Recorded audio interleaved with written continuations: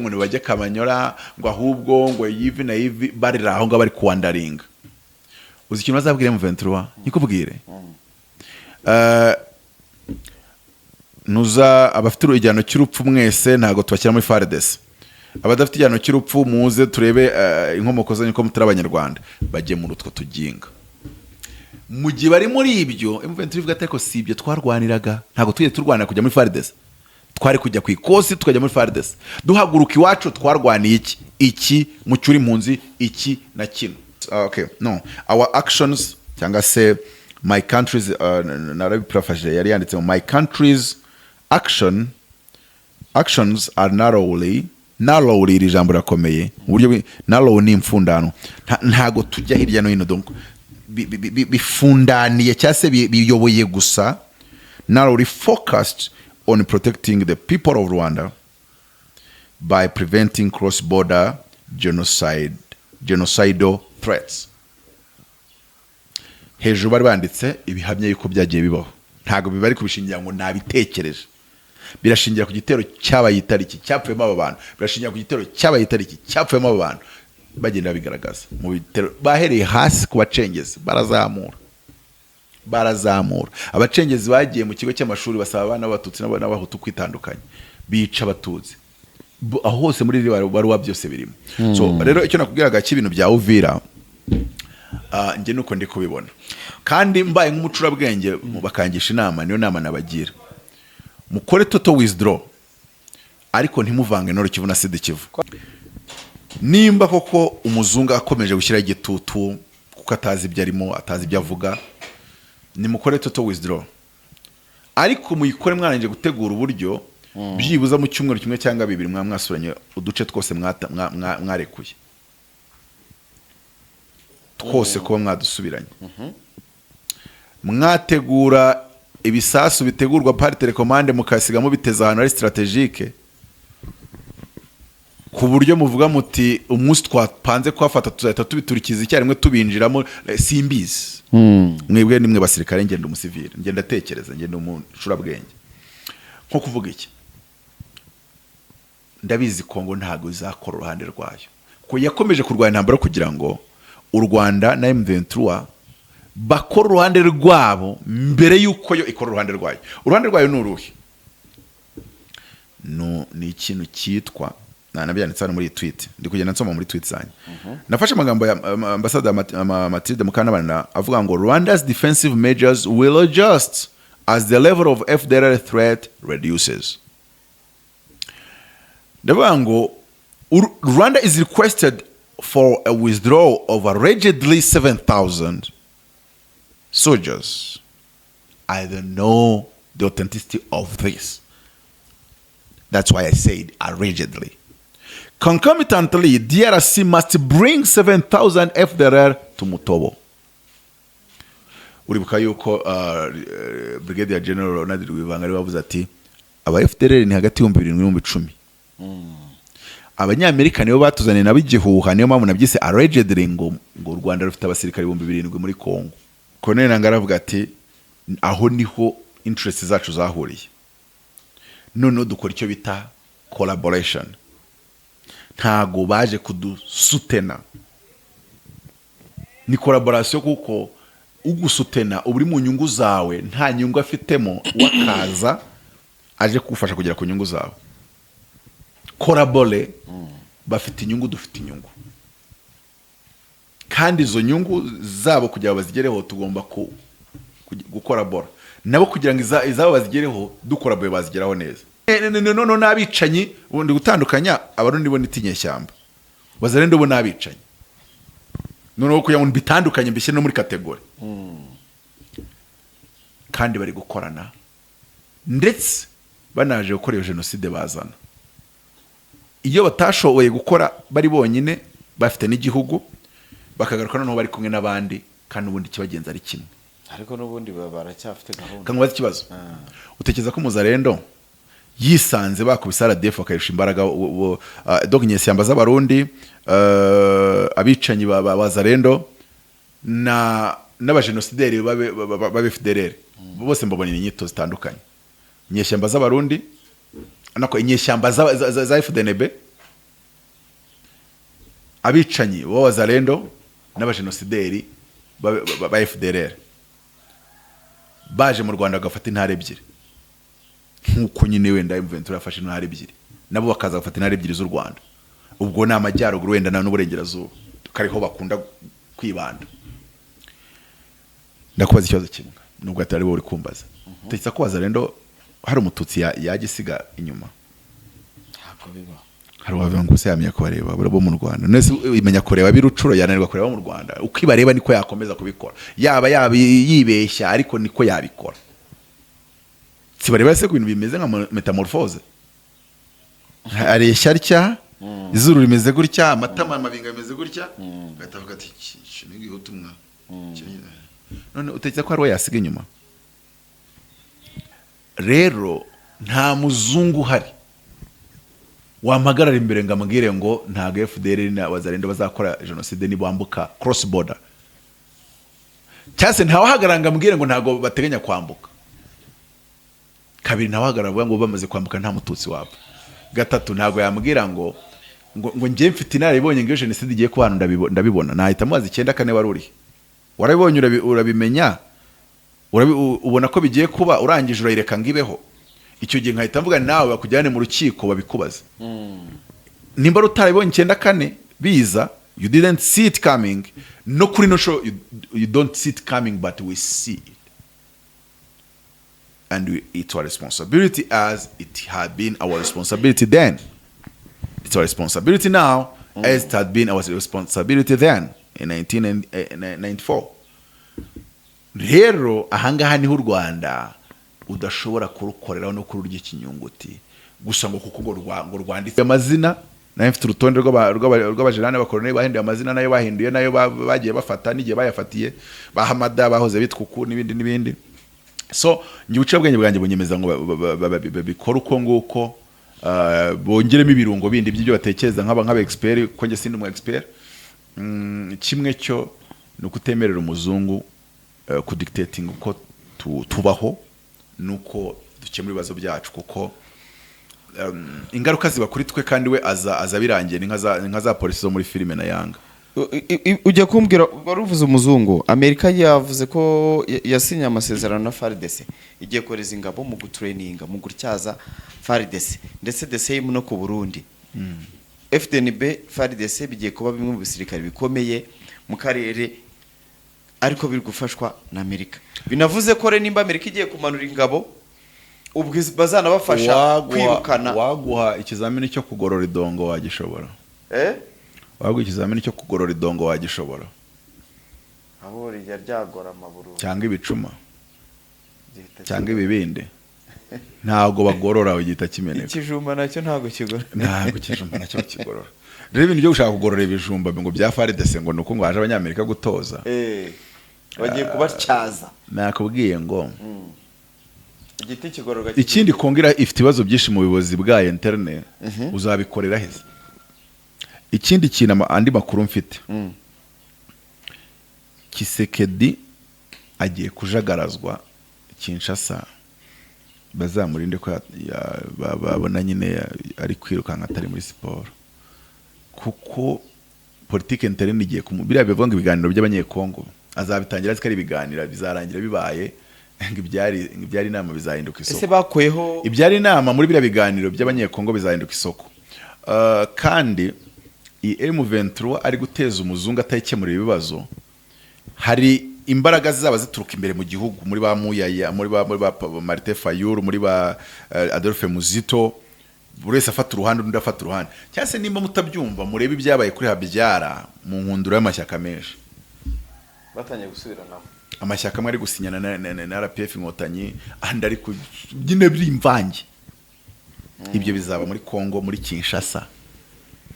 Kisekedi awutende kwiruka ubu kandi no mu burasirazuba nabyo bizaba rugeretse ni Washington na hehe bigeretse kuko uko ashaka kuvuga ngo arakoresha amabuye bashyirwe igitutu cyo kugira ibyo bakora we ntacyo yakoze barahindura kata kandi bahindura kata hari gizamuhitana. Ese M23 nagende gake nashyira umutima hamwe abo umunyabwenge yige gutanga ibisubizo birambye ku kibazo ibi mbivuze nshaka kubigarura ku Rwanda n'Ubwongereza. Ntago u Rwanda n'Ubwongereza basinya kontra bavuze ngo ishyaka nirihinduka ku butegetsi ngo ubwo rero ngo amazu twubatse amapariseri twari kuba twarashyizemo ibintu by'ibikorwa by'iterambere tukayashyiramo amazu ahingaraye ntimuje kuyaturamo n'ikindi. So you breach the contract. Haramuntu itavuga ngo none se ngo amazu simwe mu yafite nagaruka ibintu bya kontra bikora mani. Genda samuratsinze icyo ngukundiye uri umuntu mugabo urugendo rwiza kandi urugendo ruhire. Yes, kanizere ko umeze neza cyane uri hose dukurikira umunsi ku munsi Urugendo Online TV ndetse no kuri Inside Rwanda TV, aho hose wadusanga. Nimba kandi ari ubwa mbere uhageze usige ukoze subscribe kugira ngo ujye ubana natwe mu biganiro bya buri munsi. Turagarutse ni Gakire Samu, kandi muri studio zacu twagiriwe ubuntu cyangwa se twakiriye umwe mu basesenguzi bamenyerewe hano mu Rwanda mu biganiro bigiye bitandukanye. Ni Apotre Mutabazi, waramutse? Ya namaro ndakomeye, umwaka mushya muhire kuri twese. Kuri twese. Aryo ubwo duherukana umwaka ushize. Duherukana umwaka ushize. Nari ngiye kuvuga ngo utaha. Ibintu bifite ukuntu bijya bikonfusinga abantu. Umwaka ushize nibwo duherukana, ariko tuba turi kumwe mu bindi. Namahoro umeze neza? Ya namahoro turakomeye. Yego, ntago turi bwitindere tuze twinjira mu kiganiro cyacu. Turaza kuganira byinshi cyane, ariko turibanda kuri ishusho y'uburyo umutekano umeze muri Repubulika ya Demokarasi ya Kongo. Tunarebe birerekeza he, turebe ku ruhande rw'intambara, turebe ku ruhande rw'ibiganiro ndetse n'ibitangazwa n'impande zombi za buri munsi. Twinjire uye kumusho yawe cyangwa se tubanze twinjire Uvira. Uvira nyuma yuko FCM 23 ihavuye hagiye havugwa amagambo menshi, bamwe biranababaza abantu benshi. Ntago banumva impamvu FCM 23 yari yarafashe Uvira bigoye ku isasu ikahikura ikahava mu mahoro, kandi nyuma yuko yavuye tukabona ibikorwa bibi biri gukorerwa cyari cyane mu bwoko bw'abanyamurenge, kugeza ubwo hari n'abahunze bakurikira FCM 23 hiri za Kamanyora. Binaba ko ku ruhande rumwe biba insinzi kuri Kinshasa, insinzi kuri Kinshasa aho yumvaga ko nyeneho bahavuye kubera ko Kinshasa ikomeye, FARDC ikomeye, kandi ko binagaragaza ko n'ibindi bice AFCM 23 yafashe izajya igenda bivamo gutyo, itabivamo igakubitwa. Biriya bintu wabifashe gute? Ni umukino wa politike, ni imbaraga zabaye nke kuri AFCM 23?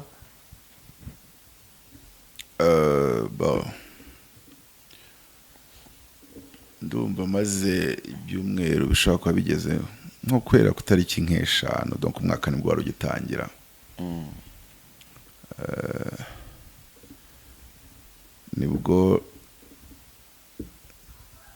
nibwo umuntu rwose yirahiye arirenga anyemeza yuko M23 izakora total withdraw cyangwa se izarekura uduce twose ifite. Ndetse nampigera arambwira ati ntago birenza amezi 3. Ubwo nayo nyagize menshi kuko yari yabijyanye muri hangire yo gutega, aravuga ati rwose we nushaka ntugire icyo ushyiraho ngenda tega yanjye yonyine. Nkurikije uko nabivuga nabonaga akomeje nk'umuntu bifite amakuru rwose yizewe. Ibindi byambwiye ndareka mbihishe, ariko nyine byaganishagaho kuvuga ati ntabwo bazaguma mu duce bafite, bazahava bitarakwenda babarwanyije ngo barusha imbaraga. Hanaza n'ibyo kuvuga ngo bavuye muri Uvira abaturage baho bahuye n'ibibazo ubuyobozi bwa Kongo ntabwo bwabihakana kuko nimba ari ikintu budafite nta discipline rwose haba. Bise nabwira ngo iki, uzagira ibyo uvuga ibyo ari byose, njya mbona babeshyera u Rwanda na Uganda n'ibihugu biri, njya mbona babeshyera ku rwego bango ngiyo urwanya ubuyobozi buriho ngo ushobora gupfa, ngo ushobora gufungwa, ngo ushobora kuburirwa irengero. Ni ibintu bashinja ibyo bihugu bibiri. Ariko hari ikintu kimwe nda nk'u Rwanda kuko ndubamo nakubwira, niyo waba uhera mu gitondo harutuka president ukagera ku mugoroba ugakora na FDL gute, ntabwo uzakubita urushyi n'umuturage, ahubwo wenda yakureba agahamagara polisi ati ndakibonye. Donc Kongo icyo kintu akibura, kuvuga ngo ibintu nimba biranakorwa byibuze n'ibikorwe n'inzego zibishinzwe zifite n'uburyo zibihuza n'amategeko. Oya Kongo abaturage bakora ibyo bashaka. Kongo ingabo zabo nazo zikora ibintu badashobora kujya imbere hariya ngo badefende. Ubwo nshatse kuvuga iki, mu Rwandiko ambassador Mukantabana Matilde yanditse Sitade y'u Rwanda muri Amerika, yandikiye abasenateri cyangwa se Congress, yagaragaye imitwe muri Kongo ibyikora utabona ubu bibaza, ndetse ibyikora bamwe nakubwira ati ntago tuyikontrola. Hari igihe bigeze kumvikana bavuga ngo wazarenda ibintu ikora ntago tubikontrola, nukibaza kuki noneho mutayihagarika. Uziko mu Rwanda ntigeze nanumva leta ivuga yuko local defense ibintu ikora itabikontrola, kandi koko local defense yakoze ibintu bitari byiza. Wazarenda bari abaturage n'aba patriote, neze local defense zo zari bimanuka. Nshatse kubwira ngo ntago mu gihugu bishobora kubaho ko haba hari abantu bari gukora ibintu mukorana. Okay, mu Rwanda habaye abuzukuru ba shitani, abo ntago ari abantu bashyizweho na leta, n'ikimenyimenyi barabarwanyije. Ushobora kurwanya abantu kakunanira, marine za Nyabugo nazo zajyaga zigorana. Kora none ntago ushobora gufata abantu b'abaturage ngo bashyiremo wenda special force nanone wabigiye gukora ibintu bitanabaho, ubarwanya nanone muri limite z'ukara abaturage nanone.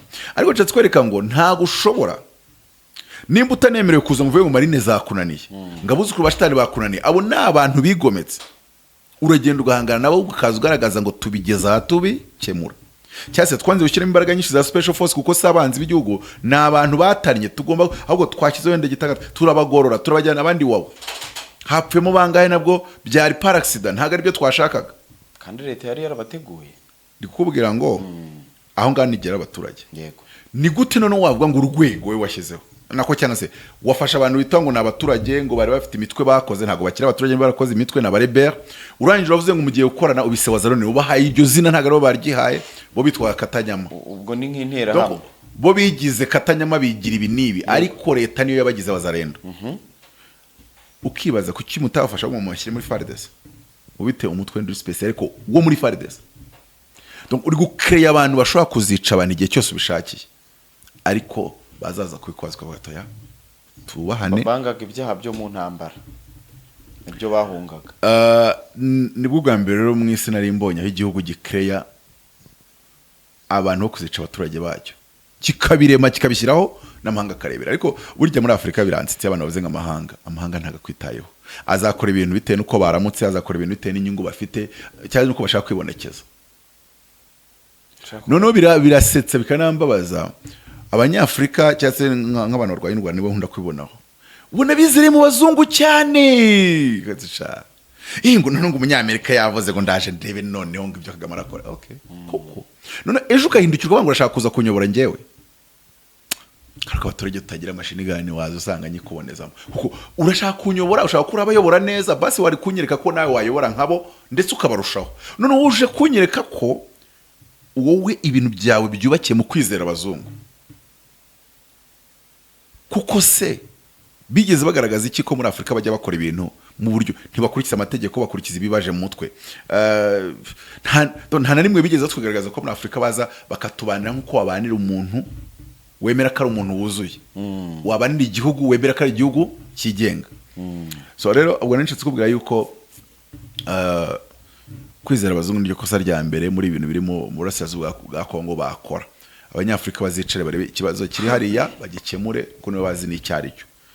Ushatse ko Trump azibazo biri muri Kongo kandi azi detaye zo hejuru, cyangwa se zimwe nta naziteye ko ari kwita ku byo kwa Maduro, ari kwita ku byo muri Iran, harabahita banga afite abakozi babijyamo uko byamera kose. Use nabwira ngo iki ni nk'uko umuntu yakujyana mu muryango uri ku Gikongoro, umuryango ufite ibibazo byadanje banarogana bakicana bakanakubetana amapiki, akakujyana mukamarayo icyumweru.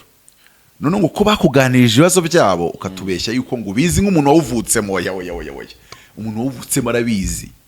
Wowe umuntu ukubwira inkuru mbaranira tuba hari ibyo aguhisha, kuko urabibwirwa n'abadiplomate n'abapolitisiye, hari ibyo baguhisha, hari ibyo bagucengamo, hari ibyo byose. None na Amerika ihugiye mu bintu byinshi itanabyitaye, ko ntago Kameme ntago ari abana bayo. Ndagwa nk'urugero, iyo bari kubwira ngo muri Iran ngo bari kwigaragambya ngo leta iri kwica abantu, wari wicara ukumva ubikure nk'uko umuntu wo muri Iran ariko bikurura gute? Se ntago bishoboka. Niyo wa medita ntago wabikurura nk'uko nyirabya bikurura. Byanga bikunda biguma ari inkuru. Nakuno tuba ngo tugiye kwibuka umuntu akuhaye story y'ibintu byamubayeho bamutema bakamushyira mu mwobo, wowe ukaba ngo ndi kubyumva, ubu uri kubeshya wowe. Okay, nyine uri kumva ibyamubayeho, ariko tubivanye mu Kinyarwanda dukoresha ijambo kubyumva, mu zindi ndimi iryo jambo kubyumva ryahinduka bitewe nimba biri kuvugwa na nyir'ubwite. Ariko wenda nk'urugero byo ngo imvune z'umunyonzi zimenywana n'umugenzi mugenzi we, none undi bataye mu mwobo. Iyo wa undi abivuze, we kubyumva biraza bigasa n'ibisipakoringa ibimurimo bikabibyutsa, none sasa akabyumva. Umushoferi wakoze accident ikarenga umuhanda, nk'urugero igenda gatwaye imodoka, uretse kunkuba nabwo irange ntiriveho, ubu nzajya kubwira umuntu ngo umuntu wakoze accident nka 2 ngo ndi kubyumva? Ntabyo ndi kumva. Cyokoze uri kubimbwira nkabibyumva nk'uko nabibona kuri movie. So ariko kubyumva nyakubyumva ntabyo abazungu bafite, nitwe tubifite. Noneho rero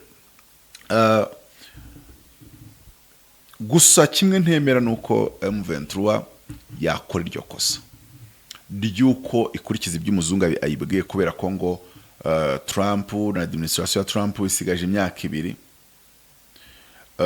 ngo baba ngo Kisekedi yahaye urutonde rw'amabuye izacukura. Hari ibintu abantu benshi mu bya Kongo bakunze kwitaza cyane, ari byo nanga yavuze nyuma y'ibaruwa ya ambassador. Yavuze ariko kubera icyo ambassador yavuze yuko cyangwa u Rwanda kuki rwavuze yuko collaborate mwe mukabyita soutenir. Mu Gifaransa amagambo biravuga kimwe, ariko uribuka ko Kisekedi yavuga ngo ni coquille vide, abana bavuga ngo ahubwo ni RDF ihindure kiyita emblem. No, abantu bariho bafite struggle zabo barwanya imyaka myinshi. U Rwanda rwo ruriho, ngo ni forces ebyiri, buri force ifite ibyo irwana nabyo bitandukanye n'ibyindi, noneho bikaza kugira ikintu bitaguhugiraho bihurira, icyo bise common interest muri iyo baruwa, cyane ku mutekano. Aravuga ati twebwe dufite kurinda abatutsi bo muri Kongo bari bicwa no kubuzwa uburenganzira, twarameneshejwe byose. Noneho mu Rwanda bafite inshingano nk'uko igihugu cyose biba bimeze, cyuko baburizamo FDLR ishaka kuzasubira mu Rwanda ikica abatutsi ngo igamije gufata ubutegetsi. Ibyo ntago ari ikintu wahakana. FDLR igamije kuzaza gufata ubutegetsi mu Rwanda yisha abatutsi. Icyo ni umuturage batazi, ibigezeho bitegura, igezeho yubaka imbaraga zo kubishyira mu bikorwa. Noneho rero igihugu cyose cyemerewe yuko uramutse uri ku nose nk'urugero, uretse abazungu bajya bababeshya kubera ko nyine baradusuzugura. Amahitamo nayanyu kubyemera ko basuzugura cyane babasuzugura, uretse ko nyine ntabwo nzigira nemerera umuntu kunsuzugura. Ko hari ibintu umuntu abafiteho ubushobozi, umuntu ufite kurusha imbaraga afite ubushobozi bwo kwica, mu gufunga, kukubeshyira, akakwandagaza, ariko hari ikintu kimwe adakontorora: kugusuzugura. Ni wowe umuha uburenganzira bwabyo, kuko ntago byitwa kagusuzuguye igihe cyose wowe utabimwemereye. Ntago byitwa ko byakitwa ukundi. Amerika yagiye muri Vietnam yanga yuko Amerika isuzugura, birinda birangira. Ubundi hari amategeko muri Afurika sinzi ukuntu twiga nabi. Nk'ubu ushobora gufata abanyafurika benshi bize ukamubaza ngo Total War ni iki? Total War ni ibintu byoroshye kuba wabisoma aho byanditse utanagiye ku mwishuri kubyigayo. Total War ni itegeko ryasohotse inshuro 3 gusa ku isi. Leningrad mu Burusiya, ahantu bita Berlin mu Budage, n'ahantu bita Japan. Ubwo hose hari muri World War. Ni igihe ubuyobozi bw'igihugu cyane cyane abadepite n'abasenateri kuko ari bahagarariye abaturage bemera ko hajyaho itegeko ryitwa gutyo ngo Total War. Biravuze ngo buri muturage wese ushobora guterura imbunda n'ushobora guterura amasasu, ubwo biravuze ngo n'umwana w'imyaka 5 n'u7 nawe arimo, bose barahaguruka bakarwana kugeza uwanyuma apfuye. Umuturage tugendemo gakeya, umuturage ushatse kubyanga ngo nge sindwana, ngende umuyehova sinarwana, ngende umwadeperi nuzuye umwuka wera ntago namena amaraso, abagenzi bagahita bamurangiza. Itegeko rigasohoka official mu gihugu, urarwana kugeza upfuye na mugenzi warwane kugeza apfuye. Donc umuntu wabateye agomba gusa kubatsinda ruko yishe umuturage wanyu. Ubundi iyi niyo bato tugomba kurwana na FDLR mu Rwanda. Ariko ikibazo y'abanyarwanda beje none abafite ama etage naba ndi guseka, niba ariko ngiye nataje ngira naba ndi guseka kuko ari abantu ubona ari abawoga muri bo, ari abanyabwoba, ibintu byabo byubakiye ku bwoba, ibintu byabo byubakiye kwikunda. Kuko rega hari umuntu ubona ngo ngiye nishakira amafaranga mwana ngo ngiye nihigira inote. Umuntu agomba kubaho yubakiye kuri ideology y'ibyo yemera. Mumwegeze ko muvuga mutaba ntabwo bujugira nabwo no bakibeshyeho. Ngira ubwoba bwo gutakaza ibyo nizera. Hanze yabyo ntabwo ngira. Ngira ubwoba bwo kutagira ku ntego. Ngira ubwoba bwo kubikigwari. Ariko nanone kubikigwari bitadefinishijwe nawe, ngewe ndefinishe ko ubuzima bwanjye ari ubugwari. Umunsi nzasobanura ubuzima bwanjye nkaho bwatangiye kwitwa ubugwari, icyo gihe nzagira ubwoba. Icyo gihe ahari manza n'inzoga nazinywa kuzirasharira, nge niko mbyumva, nta reason njya numva, ariko icyo gihe manza reason yabibonetse. Ariko ubwo haba baturutse kuri icyo kintu. So rero umuntu wundi nyamuntu wuzuye ni umuntu ibintu bye bitubakiye kubifatika, kuko abantu bakira kufatika ninde wa musirikare. Ubu abahungu bari muri M23 kamembo baratakaza, suko iraza iyi muhushije umunsi ntabazi nibeje zamuje, akoresha imbaraga n'ubundi akoresha ari akajya muri Nairobi yakorera ibiceri. Ariko we ntago ibintu bye byubakiye kubifatika, hari ibyo yizera. Nani kuvuga ngo iyi FDLR umuntu wamakanya ngo ntago ipanga kuza kurwanira ubutegetsi kandi binyuze mu kwica abatutsi, ntago bango zarwana ubutegetsi bisanzwe. M23 niyo yarwana ubutegetsi yafata Kongo yose. Tuzi neza yuko mu kurwana ubutegetsi no kurwana n'umusirikare n'umuzarendo n'umurundi n'iki nibyo. Ntagiza itegetinza umuturage runaka ngo ndabanza mwigizeyo, ngo ndabanza mwikize ngubone kujya ku butegetsi. Urumva? Rero niba nibyo iriya baruwa matiri yavuga ngo aba bantu barashaka gukora another genocide, niyo turi kugerageza kuburizamo. None Colonel Nanga aravuga ati rero tumaze kubona yuko abashaka kuzajya mu Rwanda guhirika ubutegetsi ariko babanje bakora indi genocide, tubonye yuko ari nabo bica abatutsi bo muri Kongo mu gihe bategereje kujya mu Rwanda, bari gukorera exercice, imyitozo cyangwa se kwimenyereza cyangwa se gukora ibyo basanzwe bakora. Cyangwa se urwango bafite abatutsi bo mu Rwanda, iyo babonye uwitwa umututsi wo muri Kongo nawe bahita bavuga ati mu gihe turajya mu Rwanda reka tube kwisha abangaba, kandi na leta ikabafasha. None icyo kibazo urumva kizakemuzwa nuko ngo Amerika ngo bayihaye amabuye ngafata telefone igahamagara. Ubwo abanyafrika muracyari kuri urwo rwego koko? None si ubwo ngubwo mwamunyeretse yuko uwabaha itegeko rya Totowo mwagenda, cyangwa wenda ahubwo iso yajya agenda akabwira leta ati ariko ngenda ajyayo ariko abana banjye nasiga mbakingiranye. No n'uwirindwa aragenda. Nose ntuza agahunka imyaka nimba ari 5 mu Buyapani kabaye gasitari kubera uburyo hana ngo kakoze mu mwanzi kamukoramo byadanje n'ibindi. Nukuvuga iki? Nukuvuga ngo ibibazo biri mu karere bigomba gukemurwa n'abantu bo mu karere babyumva. Na ibibazo iyo wabivanye kuri Museveni ukabivana kuri Paul Kagame ukabivana ku acteur nyine babyumva warangiza ukajya kubibwira ngo Masad Buros and everything byabafasha kwicara. Ni nkuko umuntu wenda ndakwereka nk'urugero, buriya ntibazakubeshya wese agira watinya. Nge nawe dushobora kugirana ikibazo tukirakaza cyane, tugize amahirwe perezida akavuga ati muze muri office yanjye muke muri bibazo byanyu, ntabwo wabeshya ko umutinya, ntabwo nabeshya ko umutinya cyangwa mwubaha cyangwa nawe mwubaha, bityo twumvaga naho tuzahurira. Ndetse na telefone yawe nayo block yanjye irayiblock ntaho, ariko aguhamagaye waza nanjye ampamagaye naza. Ikintu gitangaje niyo wamenya ko nanjye yampamagaye muri turi buhurireyo, ntabwo ufite ubushobozi bwo kwanga kujyayo. None umuhageze ntabwo ashobora kuba adafite ubushobozi bwo kubunga, ariko afite ubushobozi bwo kubahuriza hamwe, kandi ko mu mwubashye bikagorana ko wakivumbura ngo uhite uva muri ibyo biganiro biri kuba. Bityo kuko icyo yakoze urwo ruhande rwe, mwebwe ubwanyu mukishakiramo igisubizo. Icyo nshaka kubwira we ntabwo bwari bubunge gusa, ari butume guhura kubaho, kandi atume muhura muri motivated kubera inyungu mu mukeneyemo wenda cyangwa mwubaha.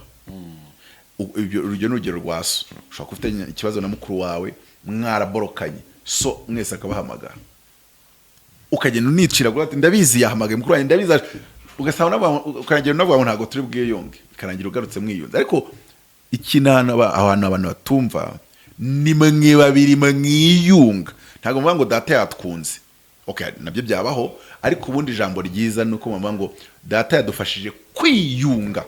Bivuze ngo igikorwa cyo kunga no kungika nimwe mwakikoreye hagati yanyu, umugereka ngirana. Noneho rero hariya niho hantu abantu bagomba kwitonda, bakirinda yuko bakemerera umuzungu kubakoresha amakosa, kuko birangira Trump wazamara imyaka 2 itagenda.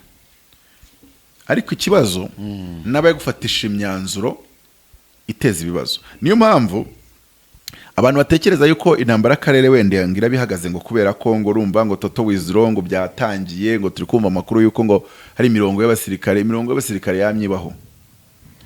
Kabiri ntago ubuzi kiri mu bitekerezo byabo uko bakoze imirongo, urumva ngo bagize gutya na kuriye. Rero Colonel Ngaravuga ati aho niho interest zacu zahuriye, none dukora icyo bita collaboration. Ntago baje kudusutena, ni collaboration, kuko ugusutena uburi mu nyungu zawe nta nyungu afitemo, wakaza aje kugufasha kugera ku nyungu zawe. Collaborate bafite inyungu, dufite inyungu, kandi izo nyungu zabo kugira bazigereho tugomba gukorabora nabo kugira ngo izabo bazigereho dukoraboye bazigeraho neza. Ati ibyo rero byo bwango soutenir n'ibindi byo kuvuga ngo biki n'ibiki, ati aho ngaho muri kubyibeshyaho. Ati kandi rega tuya dukorabora na Uganda. Ati nayo turakorabora. Ati gukorabora ni ijambo bitandukanye n'ibyo umuntu ashobora guhitaza akashaka kurunda ku bantu ngo bemeye yuko ngo bari hano bafite ingabo hano, cyangwa se ari bo bari hano, cyangwa se ngari ngo badusutena. Nta usutena undi, ko buri wese afite ibyo arwanira kandi afite n'imbaraga zo kubirwanira. Ariko twabonye ko twabigeraho dufatanyije cyangwa se duhuje imbaraga. Rero birabambwiraga byo muri Uvira ni manevre strategique n'amareprise strategique ari gukorwa, ndetse ashobora no kuzarenga hari agakorwa narenzeho. Bamwe bati ndagwa nk'urugero, abantu uri kubona ko bari reka byite ukoronga, kubera yuko hari abantu nyine bavuga muri iyo njyana. Hano ukoronga baranava n'Igoma, baranava n'ahantu bita Bukavu. Undi akavuga ati nge ndanabizi ko bahava. Ay bamwangiye kutariki 5 ari mbizi ko bazahava hose, ariko bashonka nk'urugero gusubira inyuma. Harimo nizo ngo bazasubira ngo mu Rwanda se urihuta cyane. Bafite point bazasubiriramo inyuma muri Nord Kivu na point bazasubiramo inyuma muri Sud Kivu, ziratandukanye. Kabiri bazaguma ku butaka bwa Kongo. Kubera iki? Kongo niyifata umurenge cyakagari cyangwa isibo, niyifata isibo igahita ijyari igatwika iti twabafashe twabigijeyo twabakubise, no bari kubyina insinzi. Ariko M23 ifite ubushobozi bwo kurekura uduce twose ikajya wenda mu kigo cya Rumangabo, shaka nk'ikigo kuko ntago basubira inyuma mu mashyamba, shaka nk'ikigo wenda n'urugero cyo muri Nord Kivu n'icyo muri Sud Kivu, bakajya muri icyo kigo kimwe ako cyatunganyijwe bya nyabyo kirimo indake ya nyayo, no muri Sud Kivu gashaka ikigo basubiramo. Banyiza ati rero byo mwadusabye tumaze gukora 70% turi Washington, dutegereje ko Kinshasa ikora byibuza nayo nka 50% ikagaragaza. Kinshasa igataye ngo nongo you see ngo twe tuzi gukora diplomasi ngo yibitangaza ngwereke bundi ngo twibwe ibitwa twarabwiye ko bari kwikina Kinshasa. M23 kabareka n'u Rwanda bakora bora rukabareka ukwezi kumwe abiri handi bakoreye repre ntiwarasayo Africom yahite uha bene wanyu neza abantu bakora repre ukajya mu kigo cya gisirikare ukaza kukirasamo, urumva ko bameze nkaho barinzwe na droit international bahora barekara ariko mwe mugezemo. Ese Kongo isabwe iki nko kubijyanye n'u Rwanda ko Kongo isabwe ibintu bibiri ko n'abantu babiri bakora bora ntago ari umuntu umwe. Kongo yashatse kubagira umuntu umwe, no n'abantu babiri bakora bora buri wese afite ibya akubaza n'amasezerano basinyara atandukanye. Rero twe twakoze almost le plus general ariko iri strategique, ntacyo mwadushinja uduce twose twaturekuye, yewe nta nubwo twashyama amananiza ngo tuvuge ngo nidufatwe n'ingabo ziri netre, ariko iziri netre ni twebwe mani magambo twe tuzaba twebwe tunabe netre cyarimwe, ariko tubihaye amahirwe ngo turebe ko byibuza mwakora ibyo mwasabye gukora. Urumva tubihaye amahirwe ngo turebe ko mwakora ibyo mwasabwe gukora. Ukwezi nyakwa Trump ntabyo bari gukora n'ukuri, kwa kabiri nyamara ntabyo bari gukora, ukwa gatatu ubwo ahubwo wenda Kongo izabera imivuga ngo ahubwo ngo nibajye Kamanyora ngo ahubwo ngo yivi na yivi bari aho ngo bari kuwandaringa. Uzi ikintu bazabwire mu 23 nikubwire nuza abafite igihano cy'urupfu mwese ntago tubashyira muri FARDC, abadafite igihano cy'urupfu muze turebe inkomoko zanyu ko mutari abanyarwanda bajye mu rutwo tuginga. Mu gihe bari muri ibyo M23 ivuga ati ko si ibyo twarwaniraga, ntago tugiye turwanira kujya muri FARDC, twari kujya ku ikosi tukajya muri FARDC, duhaguruka iwacu twarwaniye iki mu cyuri impunzi iki na kino kabiri, ntago bene wacu bazatahana ari FDLR. Aho niho ubundi bangariri niho ruzingiye ubundi.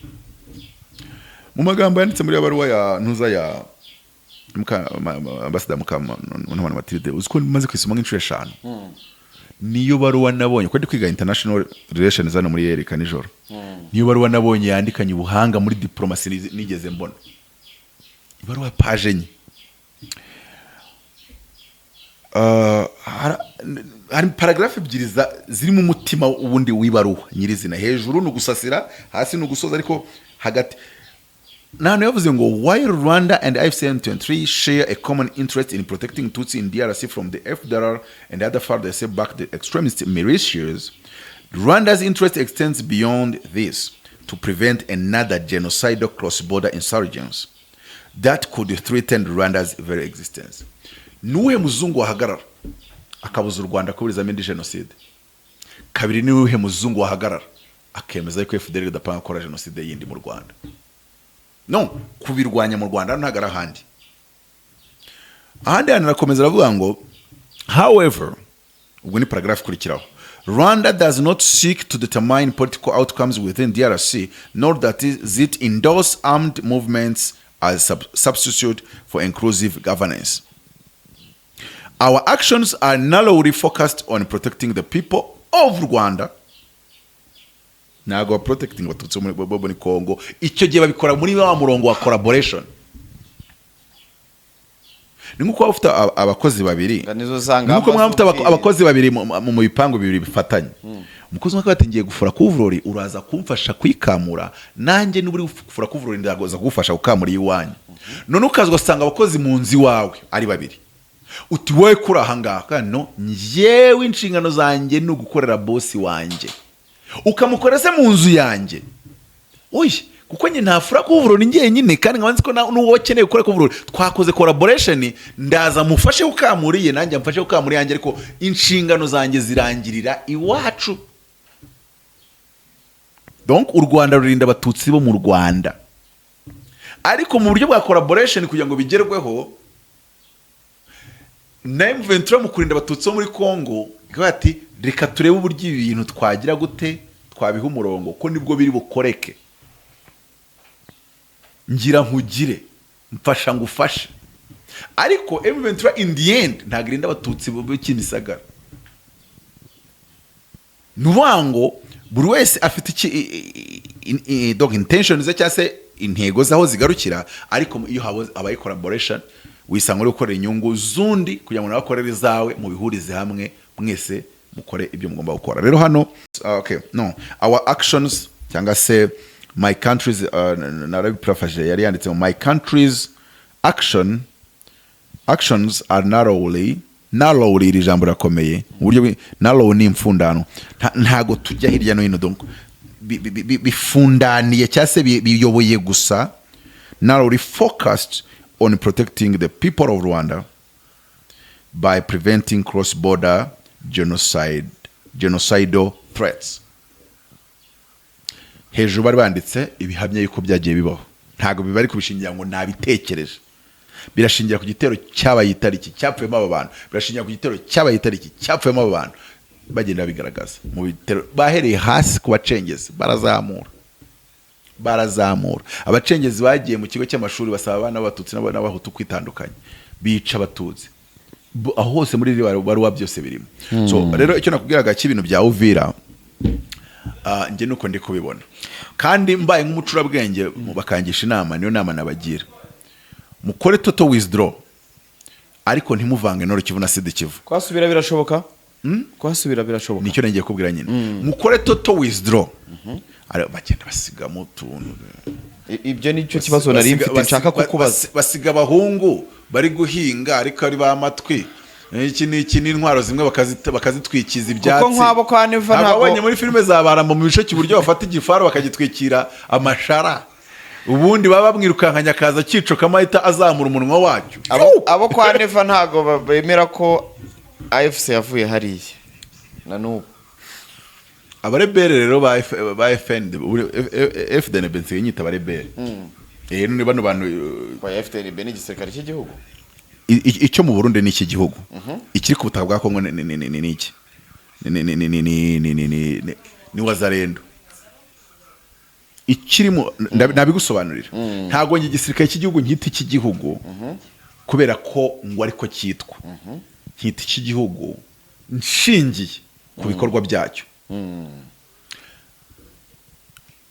Hari hano ambassador yavuze ngo hari imitwe utabaza idafite uwo wabaza accountability byo yakoze. Urugero buriya ntibazakubeshya nujya mu kabari ukabuza umutipe ukunda kurwana kitse na mimi nimba wumva bagushinje kurwana nta kibazo wabigiraho ntuzigere usangira umunsi numwe n'umutipe uzi yakora ikintu akavuga ikintu gufata responsibility yacyo ugashaka kubikweba ngo niwe wabikoze no muri politiki nanga ibyo bintu bikora gutyo none umuntu ntambara siko bikora bivuze iki biravuze ngo u Rwanda ruramutse rushatse kurwana na M23 boots on the ground iyo tuze boots on the ground RDF ikayifite abasirikare bayo na M23 bayo bakadeployingira icyarimwe bagakubitira icyarimwe biravuze ngo M23 nifata umukobwa ku ngufu nawe urabibazwa cyane cyane ko uri legitimate cyane kumurenza biravuze ngo banga ibyaha by'intambara murabisharing biravuze ngo ugomba kubuzi ko uyu muntu ibintu ari bukore biraba byujuje standard yawe ariyo mpamvu nk'urugero president ashobora kuba agiye kujya mu ntara akakubwira ati zana akamodoka kawugiyemo hagati ugende muri cortege yacu icyambere bariruka nawe ukiruka izabo nizandikirwa ko muri system ntago izifata ariko yawe imirabye irarabye abahungu babazi gushyiraho kiriseri bagahita bashyiramo bagabikuramo kubera iki wari muri cortege ya president urumva ko ubeneficiye kuba ndakumirwa kwa cortege ye. Ariko nanone nufata agacupa k'amazi n'iby'amata byose n'ibisheke uri kurira amavoka ibibuto bijugunya hanze, biritwa ko cortege ya president ari yataye ibyo bibuto mu muhanda. Ntabwo rero yabyemera. Ugomba ukiyigeramo kwanza, nimba ugenda mu modoka itogeje uraza wayogeje, uje utayogeje bagwatsubira koza imodoka. Uzi icyo bisobanuye? Ugomba kumitinga standard za cortege ya president mu buryo bushoboka ubwo ari bwo bwose. Nibinashoboka ufite akamodoka k'indwanguruzo, tiri inshuti yawe cyangwa se ukodesha, uzane TXL nshya kuko bari bwiruka. Ugomba kufite imodoka yakiruka. Kabiri, ntabwo uri buzane imodoka yuzuyeho ivumbi wewe. Ugomba kumitinga standard z'iyo protocol. Wumvishe Bintu Keita ataracura igihe avuga ngo M23 itwara nk'igisirikare kiri conventional army kurenza n'ibisirikare byinshi bya Afrika. Donc none rero dusubire ku mutwe witwaje intwaro wa FDNB. Mutwe witwaje intwaro wa FDNB usanga nta katanyama nta FDNB bose ari kwitwara kimwe. Urugero, kubera iki FDNB mu Rwanda na Wazalendo ikaza gufata abakobwa ku ngufu ikaza gukata abana amajosi. Rero musubize icyenda kane. Hari abantu bo batazi kwinterpreta ibintu by'urugamba n'igisirikare. Nkiri mutoya simbi babeshye ntagiye kandi ubindakariraho. Niko kuganira n'abakiga bimera. Harya najyaga nibaza ntari cyo bavuze ngo umuntu ngo bamwishe mu byitso n'uwamwishe bakajya kumuhana, nubwo ngubwo ibyo nibyo. None se umuntu ari icyitso cy'umwanzi, icyo gihe inkotanyi zari abanzi, wagira ngo abantu bakora iki? None umaze gukura nibwo nasobanukiye icyo bisobanuye. No, iyo umuntu ari icyitso cy'umwanzi uramufata according to the international law, nta nubwo umutocaringa, ntubyemerewe.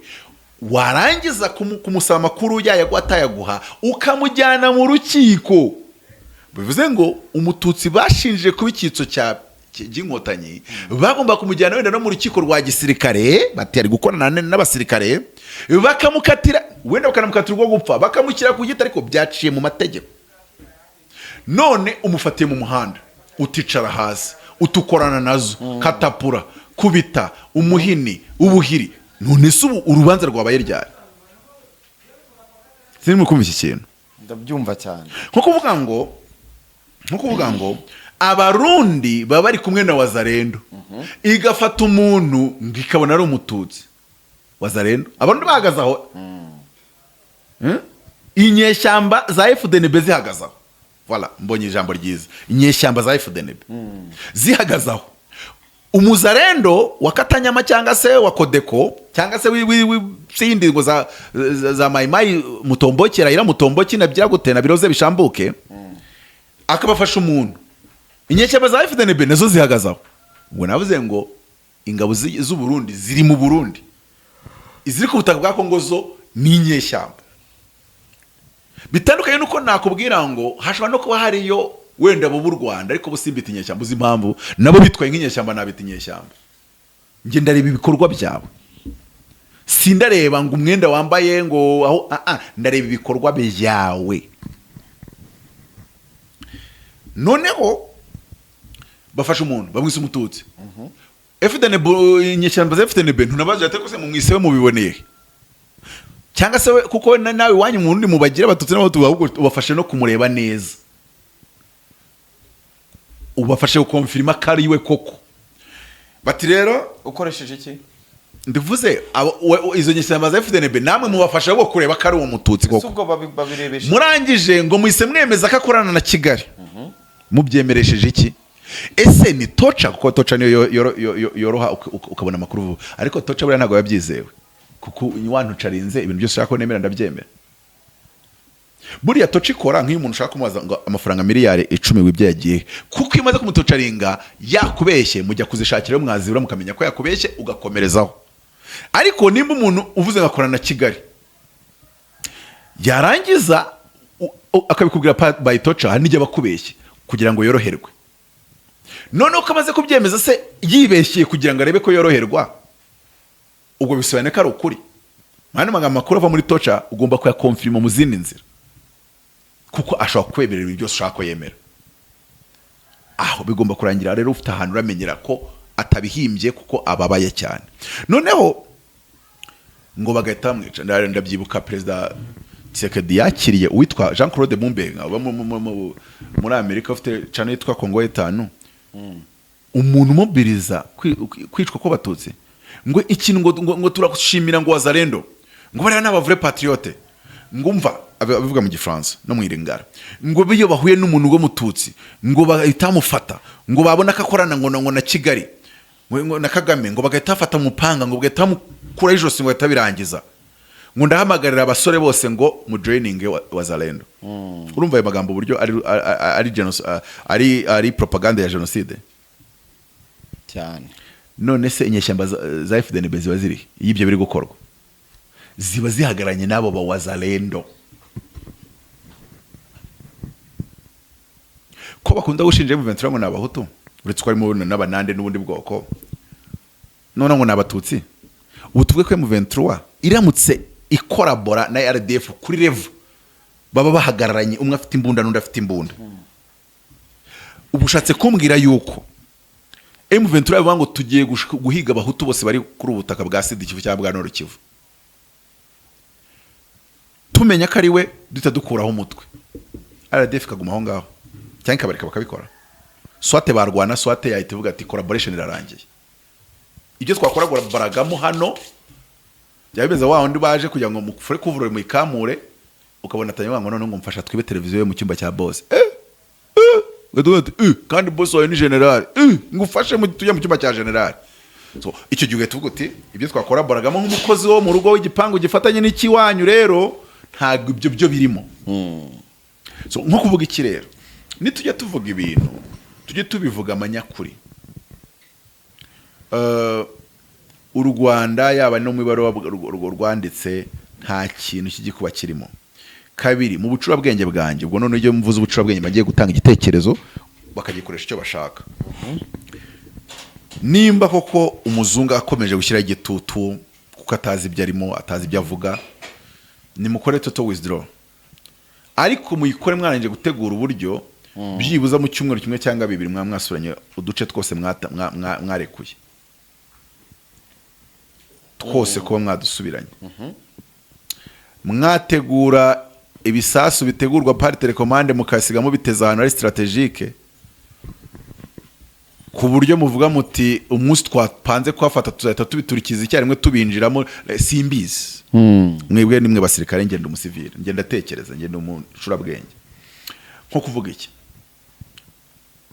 ndabizi Kongo ntago izakora uruhande rwayo ko yakomeje kurwanya intambara kugira ngo u Rwanda na M23 bakora uruhande rwabo mbere yuko yo ikora uruhande rwayo. Uruhande rwayo ni uruhe? No ni ikintu cyitwa nabyanditse hano muri tweet ndi kugenda nsoma muri tweet zanyu. Nafashe amagambo ya ambassador Matilde Mukantabana avuga ngo Rwanda's defensive measures will adjust as the level of FDLR threat reduces. Ndavuga ngo Rwanda is requested for a withdrawal of allegedly 7,000 soldiers. I don't know the authenticity of this. That's why I said allegedly. Concomitantly, DRC must bring 7,000 FDLR to Mutobo. Uribuka yuko Brigadier General Ronald Rwivanga bavuze ati aba FDLR ni hagati y'ibihumbi 7,000 n'ibihumbi 10,000. Abanyamerika nibo batuzaniye nabigihuha niyo mpamvu nabyise allegedly ngo u Rwanda rufite abasirikare 7,000 muri Kongo. Sinabihagarara ko nta muturanyi wanje nzi wagiyeyo. Hari umuntu wakinaga biyari ngo mu buremvu mwenye ngo yagiyeyo. Niyo mpamvu nakwe ijambo rivuga ngo allegedly. Ariko ibyo bintu bashinja biramutse ari nabyo iyi mibare kubihuye 7,000 bifite ikisobanuro. Ubundi tubaye banyakuri byagenda gute? Tuvanyemo ibintu by'uburyo abazungu baza bakadukoresha ibintu bidafite logique. U Rwanda rwajya ruvuga ruti muduha umwe FDL rumwe tubaha ducyura mu RDF umwe. Kuko n'umubundi umubare urangana. Muduha FDL 5 dukora wizero nk'uburugero urabibuka wayo kuri tuvuga ngo bazanya komanda 8 ba FDL mu misi yashize barabibonye. Ubwo nuwango RDF kanange nyatake noneho bagomba guhita bashaka hirigisi gahita no oya buse ni ngombwa abantu 8 hirigisi bagahita bashaka moto cyangwa se rigisi basi ariko abari defu bariyubashye bazana nka karande kuruza karyoshye kameze neza bagahita bavuga ati do kinjiye ko mugaragara tugiye gukora withdraw y'abantu 8 nimba koko ibyo batubeshyera bariyo 8 bakababara ariko ntibarenze umwe barabahawe nande bariya ko bizanye wari kurumva hari abizana kandi bemerewe kwizana mu Rwanda ni wabo hari abashobora gufatwa na M23 ikabacakira igahita ariyo ya collaboration bibuka yuko nanga yavuze ati iyo dufashe aba FDL tubajyana mu Rwanda tubajyana Kinshasa niyo ya collaboration tubabwira erega dushobora nusanga nta ngabo z'u Rwanda ziri muri Kongo collaboration ari uku kuntu nyine bafata aba FDL bakabadu kuko ubundi iyi mikoranire yemewe u Rwanda rukabaha amakuru y'ubutasi none se nk'urugero Amerika nuzi ko muri Ukraine niyibaha amakuru y'ubutasi kandi itayabahaye ya satellite Ukraine ntiyanarwana icyumweru nicyo kintu nshaka kukubwira ibi bintu nanga yarayavuze erega banatizanya drone ariko ibyo bintu mbwira nibi ibi ambassador yavuze nagutiza na drone abantu uzayizana imeze neza batayirashe kwenda gutiza drone umuriro wicagengera ndagutiza umuriro wicagengera habaye haruyitiza Chisekedi nyine nibyo ngo collaboration ya meaning ibitandukanye hano hagaragara ngo ibi ntago bivuze ko ingabo z'u Rwanda ziri gutaka bwa ko none se birega ntago byanditse kandi uwanditse yashimiye page nyine ntago yibagiye kwandika ngo dufite ingabo nganavuga umubare wazo ko nabwiye ngo izo tuvuga ku Rwanda ni allegedly ni ibyo badushinja yavuze collaboration kandi nyine niba mubona ko ngo iri mu bwenge bwishi bwa diplomacy njyarugamba na njyabukungu at the same time anga rero tubundi tuzi amanyakuri nibi badushinja byumba 7 byaba ari byo 1 byaba biri legitimate cyokoze umuzungu uzi ko yahagaritse jenoside yakorewe abatutsi yaba yemereye kutubwira ati nimwigira muryo kuko nubundi turi guhagarika indi kandi mbavuga ngo ntago mbyizera ko izaba niri ijya kuba sinzi ko yabyizeraga ko izaba yarabirebaga ntago yari yarasuhutse ntagajeje mu gitondo rero ni ibintu biri legitimate niyo mpamvu ubona abazungu bacecetse okay bari kuvuga ariko ukabona bavuga bameze abantu bose bari bategereje kumva ko ngo noneho ngo bahereye abazungu bari gufinira babishinjwa ngo none barabyemeye none isi yose igiye kubagwa hejuru no bari gumera nk'abafinira ngo nk'abavugira mu namatama umuntu akubwiye ngo jenoside yabaye mureba none hagiye kubindi turi kurwana no kwihagarika ibyo mudushinja ntango dushaka ubutegetsi turabushaka iki gutubugire dute ikintu n'umuntu ko twabufasha twabugumyeho twakweho mu mbuto kabarebe yari CDS mu bihugu bibiri nese gutara gufata igihugu tukakibona cyose nta gihugu cyanyu dushaka no kugena uko ubutegetsi buhindurana ntabwo dushaka ko umutwe w'inyeshyamba ari wo ufata igihugu ngari usimbura ubuyobozi buriho ariko aho ngaho entre parenthèse inkotanyi zari umutwe zifata igihugu none ariko nimba bavuze ko batabishyigikiye zari mu inyeshyamba zifata igihugu zikora liberation cyo bita liberation ese Museveni yari inyeshyamba National Resistance Movement afata igihugu arakiyoboye ariko nanone u Rwanda rwati ntago ariko tuvuze ngo byatubayeho ngo twe twashyigikira yuko M23 simbura ubuyobozi buriho twebwe iki tureba na lowly nuko atabindi jenoside mu Rwanda rwose pe ubwo nizo za defense ubu nk'abanyamerika bari ukuntu mwe mwari mufite ikintu muzana mukagitereka i Kigali bikagarantisa ko nta jenoside abefuderi bazakora mu Rwanda rwose pe RDF bajya birirwa bikinira agapira birirwa bikinira igisoro hari ikibazo se ariko ibi bari kuvuga nizo za defensive measures of course nubango bajya bazimbaza ngo nizihe kirenze karuguma ruteretse ahantu ubwo kana bana yazisobanuye ariko none navuga ko ari collaboration abantu bari bareka kwimagine ibyo ibiri mu mitwe yabo nibyo batekereza so ahangara icyo nakubwiraga tubaye abanyakuri u Rwanda rwabanza cyangwa se ko nkikabanza ariko bikagenda muri ubu buryo muzana umwe FDLR dukora withdraw y'abasirikare bari kuri defensive measure bivuze ngo defensive measure ntago ngenzi uko yubatse gusa namaze gukeka ko igizwe n'abasirikare ngo Museveni numva ari urukuta rw'abasirikare bari ku mupaka nanjye niko nandi ubu neho ngeze ntekereza nabandi ntago nanze ko ari iki kintu cy'icyuma ariko si kiri icyuma none ni urukuta rw'abasirikare bari ku mupaka abashaka kwemeza ko bari muri Kongo ibyo cyo ntago ndahagera gusa nzi ko tubishinjwa kandi nzi ko niyo twabikora nabishyigikira ikintu cyose cyahagarika jenoside ntago uza kumbwira uburyo nyihagarika ikintu cyose kiza bude genocide nayigeranya n'umuntu uzagafata ubugabo bwawe agakanda. Nta muntu kugira inama y'uburyo umwitwaraho ngo uze kumusunika ngo noneho ariko ngo uze ngo kumuririmbira ngo ariko ngo utamutuka kuri nyina. No, umuntu yafashe hariya hasi ku bagabo, wamukubita igisongo, wamukubita umuhini, wamukubita inyundo, wamucira mu maso, wamuruma, ugeze mu rukiko ibintu wakoze bitangira kugira ireme kuko yari yahafashe nese yari yanakanze yakanze maze umwuka numva uraheze. So nshaka kurizoninga abantu buryo n'ibihugu bibaho gutyo. Nugeza ahangaho ushaka kumfunga umwuka nk'Uburusiya buravuga ngo iyo dufite icyo bita existential threat twemereye gukoresha nuclear. None muri iyi baruwa Matilde yaravuze ngo ibitero FDLR itegura ku Rwanda kandi ikaba ikorana yo no sina collaboration iri soutenu noneho FDLR na FARDC soutenu na n'inyeshyamba za FDNB soutenu no nabicanyi ubundi gutandukanya abarundi bo nitinyeshyamba Wazalendo bo nabicanyi noneho kuya ngo bitandukanye mbishe no muri kategori kandi bari gukorana ndetse banaje gukora iyo genocide bazana.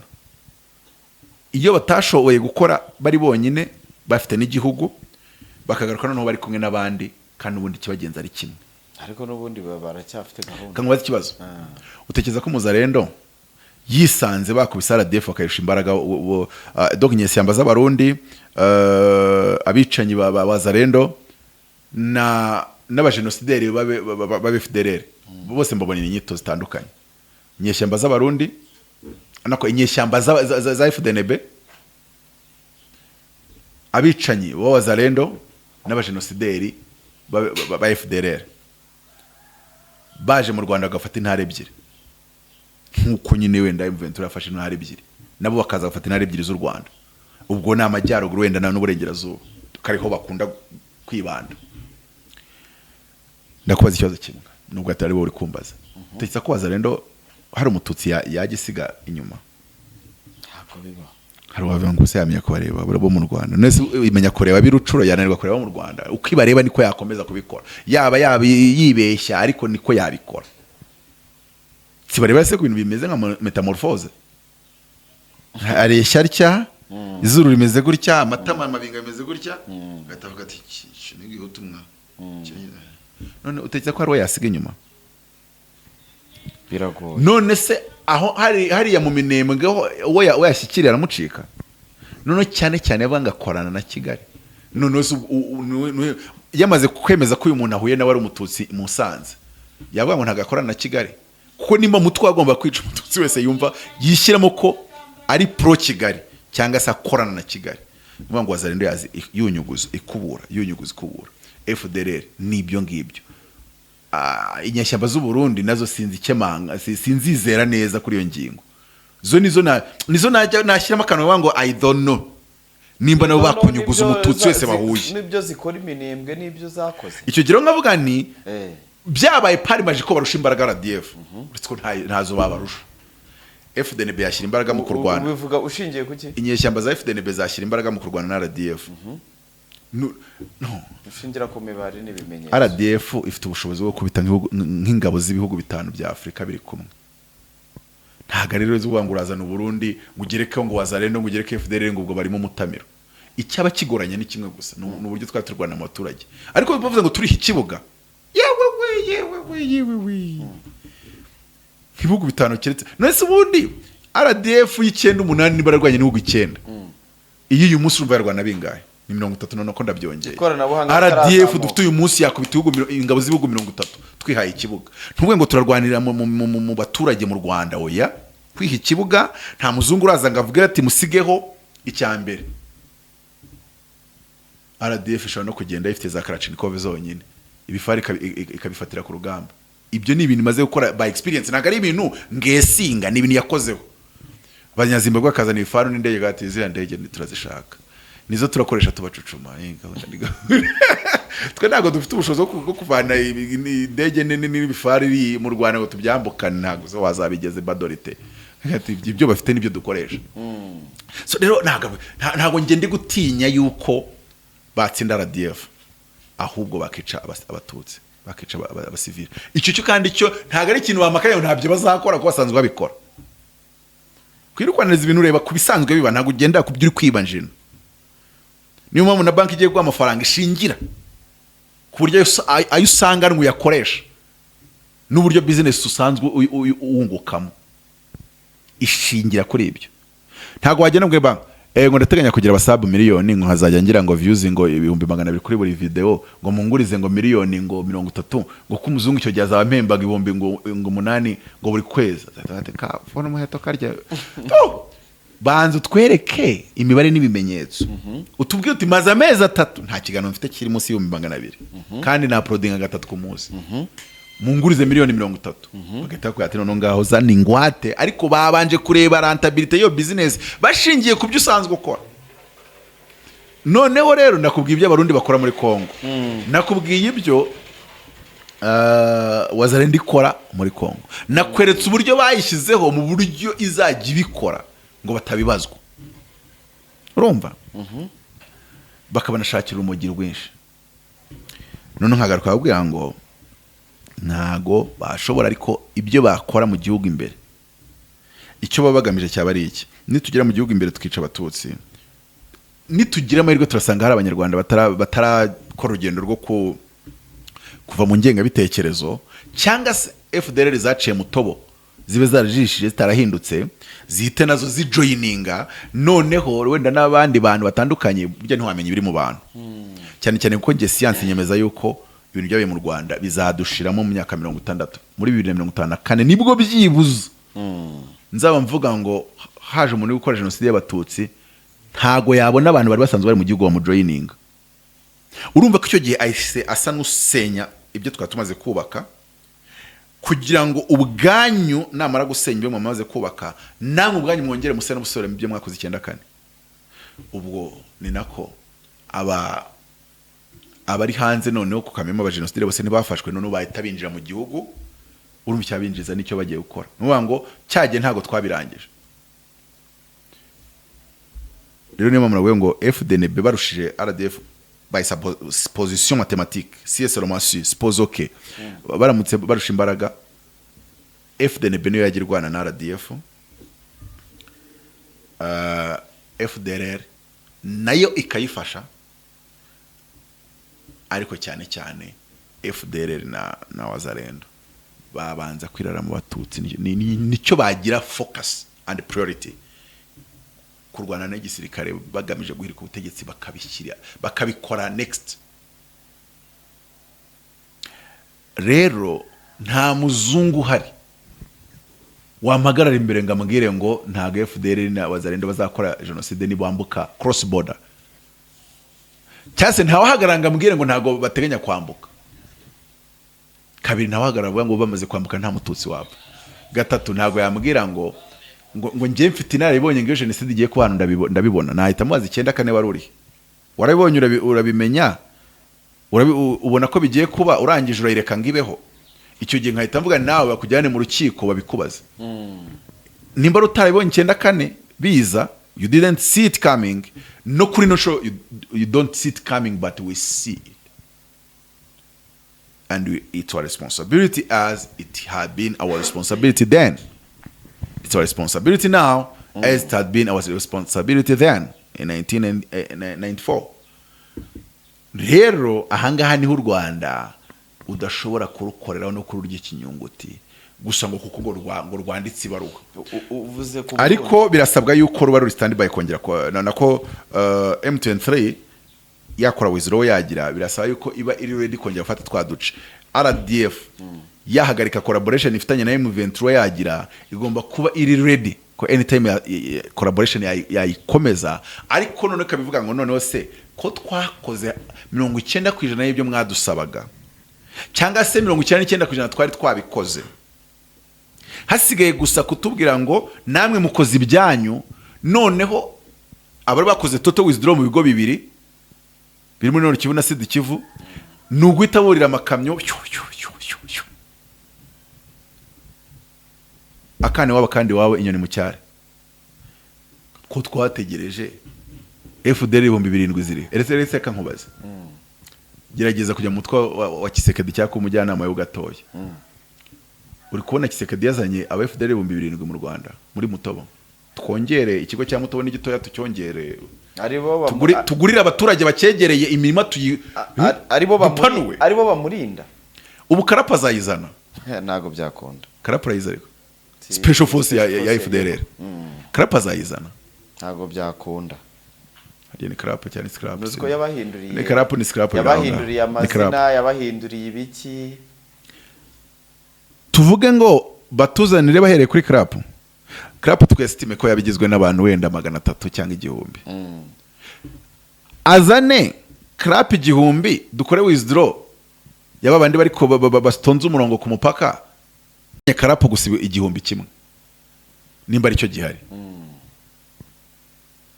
twebwe dukore withdraw 3,000 rega niko bigomba kumera kuko hano nicyo bibavuze ngo kabisure amagambo ya Matilda nakore na y'u Rwanda Matilda wewe kwavuze ati on behalf of my country kamem byanditswe n'abagabo babahanga cyane itsinda ry'abahanga abango Rwanda's defensive measures will adjust as the level of FDLR threat reduces just how the level of threat reduces FDLR ni yongeye mu kugira ngo nyine byumvikane what is the threat ko na magambo nangiye gukura muri context nini kugira ngo rero idatakaza umwimerere so ubundi idealistically bagombye kutuzana aba FDLR 8 natwe tugahita tubwira abantu 8 tuti muve rero kuri defensive measure mukore withdraw kuko nabo 8 bawizanye twebwe turacyategereje ko muzana abandi mwazana benshi mwazana bake twebwe turahari turategereje muzana 2,000 natwe rwose gukora withdraw 2,000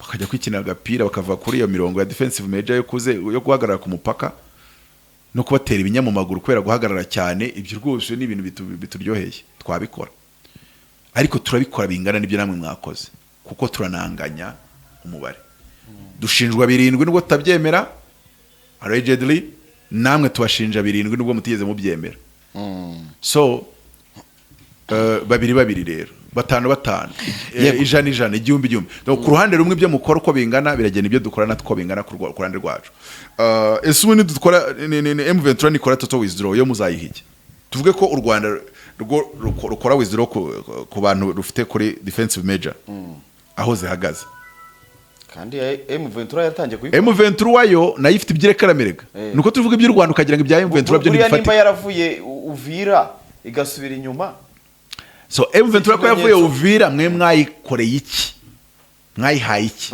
kibintu ari donadone bari kuyirasa none se bwo nimara gukora total withdraw ikajya mu bigo 2 nubwo ayo makuru mfite ntaya verifya iyo izabaho cyangwa nawe ni urabona umuntu yarateze 300 akina nuko yarayahaze yarabati yagenda gwa amezi ntago birenga mu kwa gatatu ati nanashyira amafaranga so bishobora kubaho reka ngo bishobora kubaho cyangwa se bishobora kuba bitekerezwa ntibibe werega muri politike n'urugamba niko bimera ushobora mwatekereje ikintu bitewe n'icyo enemy adu yakoze cyakimwe mwatekereje mukagikwansoringa donc ntago mbijeje ngo bizabaho ariko ndavuze ngo biramutse bibayeho M23 ibyisaba bazayibiha gute byari biciye muzenzira kari cyo kibazo u Rwanda ni rukora ibyo barusaba uretse ko rwo Rwanda maze gwa no twebwe nta n'ikindi nubundi Washington niko byavuzwe kugenda byibuka nduhungire he yari yavuze ko FDL bazabanza kwiduha igashirayo tukabona gukuraho defensive measures ariko kuri no shuri no baro ntago ari kivuga ahubwo amagambo Kayikwamba yari kuvuga ni byibaru wivuga kandi biremewe muri diplomasi njya rugamba ntago wigira kanyuguti ngo ngende izirika ku ijambo kuko icyo gihe Kayikwamba yaravuze ngo concomitantly icyo gihe Masad Boros na wasubiramo iryo jambo ngo concomitantly ariko u Rwanda rwo ruvuga yuko ntago ari concomitantly kuba ibikorwa byabera icyarimwe ku mpande zombi ariko u Rwanda rwo rwavuga ko hazabanza Kongo tukabona twebwe gusoza none natwe twaje turamuvinga rega nayo niyo n'intambwe natwe twemeye concomitance ese how ushobora ko baguha FDLR ukambwira ko zishize baramaze kuzivanga mu gisirikare cyabo nizere kudashaka gusuzugura Brigadier General Ronald Rwivanga mpari nahita mubwira donc nimba Ronald Rwivanga twe FDLR hagati y'ibihumbi 7 n'ibihumbi 10 bivuze ngo RDF ifite ubushobozi bwo kumenya umubare wa FDLR bari kubutaka noneho rero ubwo ifite ubwo bushobozi bwo kumenya umubare wabo ubutasi bwarakoze akazi yes biranavuze ngo zishizeyo twabimenye FDLR kabiri umuntu ushaka kugira ngo akwense u Rwanda reka nawe mufashe nubwo atari bunyishyura ngo ngure Fstro tuzane FDLR ibihumbi 7 by'umwihariko crap nituburemo n'umwe bisaba byoroshye bo twana bapima ADN twabafasha ntago atubeshye kubanuze ko FDLR ugomba ko abanyarwanda cyangwa baravutse ku banyarwanda ugomba ko baravuye kuba bapfutse ku banyarwanda HCR barura impunzi 300 bindu twaye iki twanapima ADN ntago uraza uko umukongomani atubeshya ko avuka ishyurwe ubu mukongo ubu muzarendo yakigira umwe FDLR ntabise ba kabange nabande bose biroroshye bamubwira sha science yaraje tugira forensic nayo tugira twagura ibindi byuma wowe urinde ende umwuzukuru wabagosora nibyo ko tubona amasosa atari bagosora se bayate gupime tukagupima tugapima n'abandi bene wanyu bari mu Rwanda tugasanga amaraso yanyu okay ntago icyo gihe bigaragara nk'iyo umuntu yakubyaye gusa bigaragaza 20% kwati byanga bikunda rero mufite lié parenté byanga bikunda ntiyakubyaye ariko mutanu muhuriye mu buryo bw'amasanira nk'umwana wanjye umupimanye na muzehe wanjye hagaragaramo nka 33% mu gihe ngiye umpimanye n'abana banjye ni 98 hejuru yayo kwizana niko ADN ikora manga make nshatse kumvisha ko dufite uburyo bwinshi twamenya ngo nese twamenye umubare wabo uzanya abibicupuri ntitwabimenya ari byo ngibyo gisekede barashatse 7,000 ibyo by'abazarenda gahita bizana i Kigali ariko nuvango impamba atabikinishije nukazi ko tuzi kumenya umubare wabo tuza uyu muntu amenye umubare abazi naho muri n'amazina n'abahinduye amazina abazi abaho muri abaza bahinduye amazina nayo mfite urutonde rw'abajerane bakorone bahinduye amazina nayo bahinduye nayo bagiye bafata n'igihe bayafatiye bahamada bahoze bitwa uku n'ibindi so ngiuca bwenge bwanjye bunyemeza ngo bikora uko nguko bongeremo ibirungo bindi by'ibyo batekereza nk'aba expert ko nge sindi mu expert kimwe cyo nuko utemerera umuzungu ku dictating uko tubaho nuko dukemura ibibazo byacu kuko ingaruka ziba kuri twe kandi we aza birangiye nka za polisi zo muri filime na Yanga ujya kumbwira baruvuze umuzungu Amerika yavuze ko yasinye amasezerano na FARDC igiye koreza ingabo mu gutraininga mu gutyaza FARDC ndetse the same no ku Burundi FDNB FARDC bigiye kuba bimwe mu bisirikare bikomeye mu karere ariko biri gufashwa na Amerika binavuze ko nimba Amerika igiye kumanura ingabo ubwiza bazana bafasha kwirukana waguha ikizamini cyo kugorora idongo wagishobora waguha ikizamini cyo kugorora idongo wagishobora aho rijya ryagora amaburu cyangwa ibicuma cyangwa ibibinde ntago bagorora ugita kimeneka ikijumba nacyo ntago kigorora ntago ikijumba nacyo kigorora rero ibintu byo gushaka kugorora ibijumba ngo bya FARDC ngo nuko ngo haje abanyamerika gutoza bagiye kubatyaza nakubwiye ngo igiti kigororwa ikindi kongera ifite ibibazo byinshi mu bibozi bwa interne uzabikorera heza ikindi kintu andi makuru mfite Kisekedi agiye kujagarazwa Kinshasa bazamurinde ko babona nyine ari kwirukanka atari muri siporo kuko politique interne igiye kumubira bivanga ibiganiro by'abanyekongo azabitangira zikari ibiganira bizarangira bibaye ibyari inama bizahinduka isoko ese bakoyeho ibyari inama muri bira biganiro by'abanyekongo bizahinduka isoko kandi M23 ari guteza umuzungu atayikemura ibibazo hari imbaraga zaba zituruka imbere mu gihugu muri ba Muyaya muri ba Martin Fayulu muri ba Adolphe Muzito burese afata uruhande undi afata uruhande cyase nimba mutabyumva murebe ibyabaye kuri Habyara mu nkunduro y'amashyaka menshi batanye gusubiranaho amashyaka amwe ari gusinyana na RPF inkotanyi andi ari nyine biri imvange. Ibyo bizaba muri Kongo, muri Kinshasa. Kisekedi awutende kwiruka. Ubu kandi no mu burasirazuba nabyo bizaba rugeretse. Ni Washington na hehe bigeretse.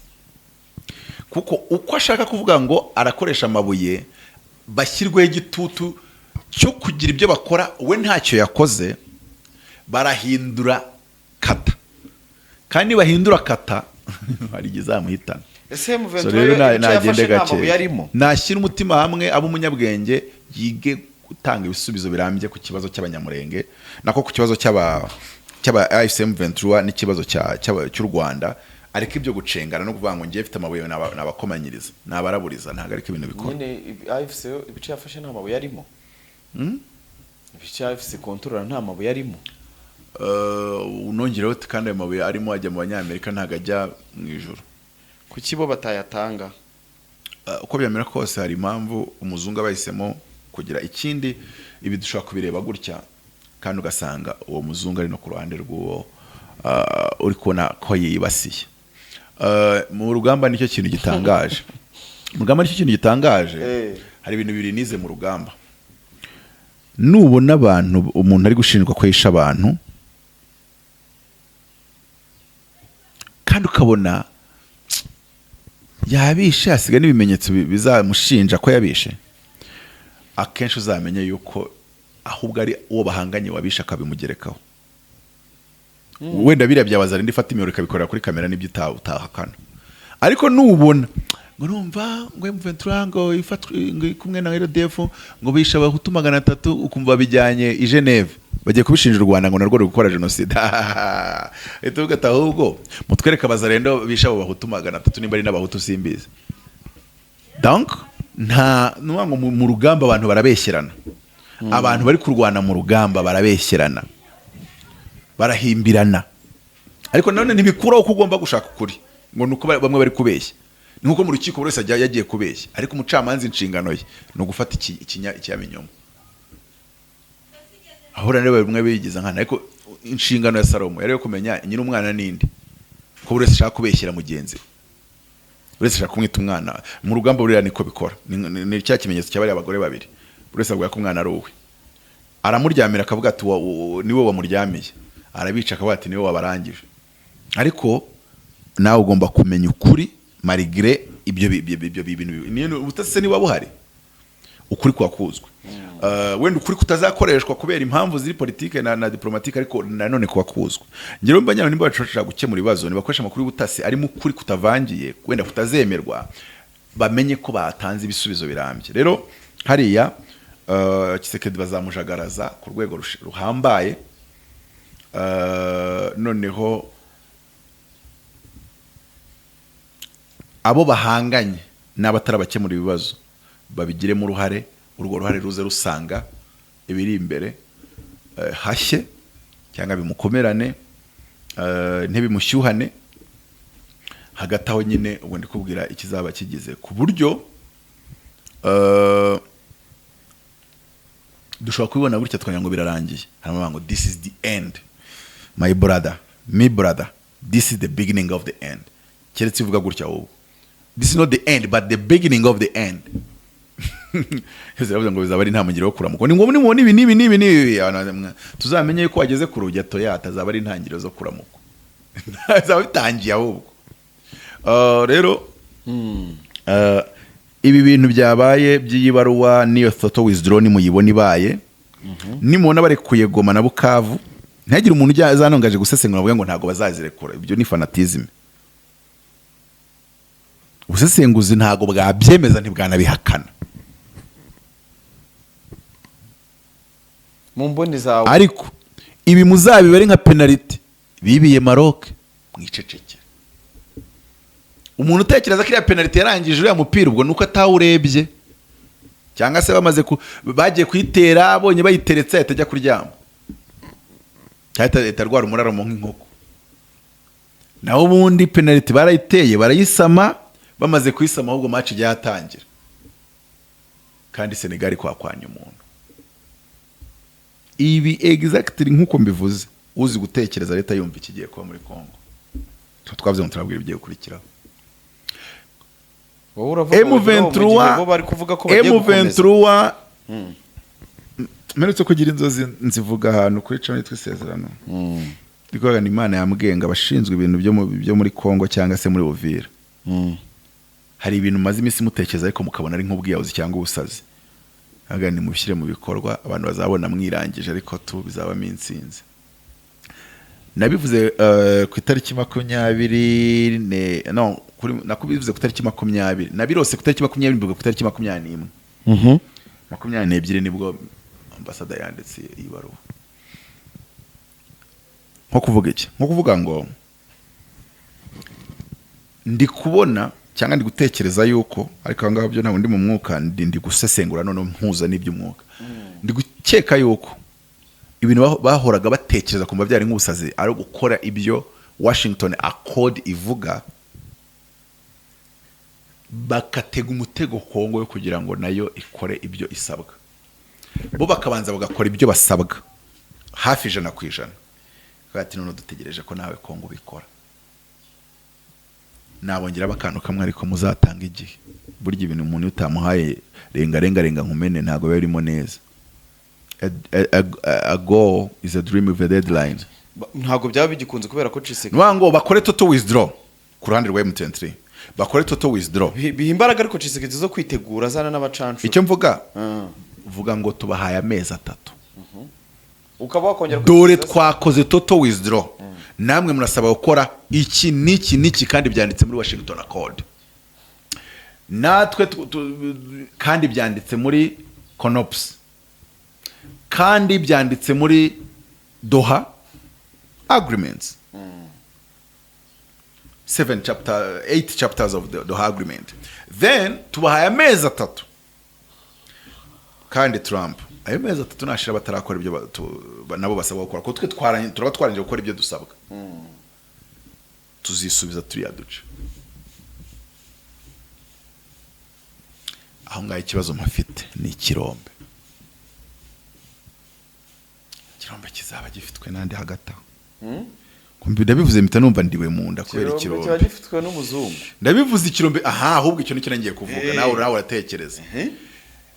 M23 muzarekure aho hantu ikirombe mugise maboko y'umunyamerika cyangwa undi muzungu mwavuganye neza.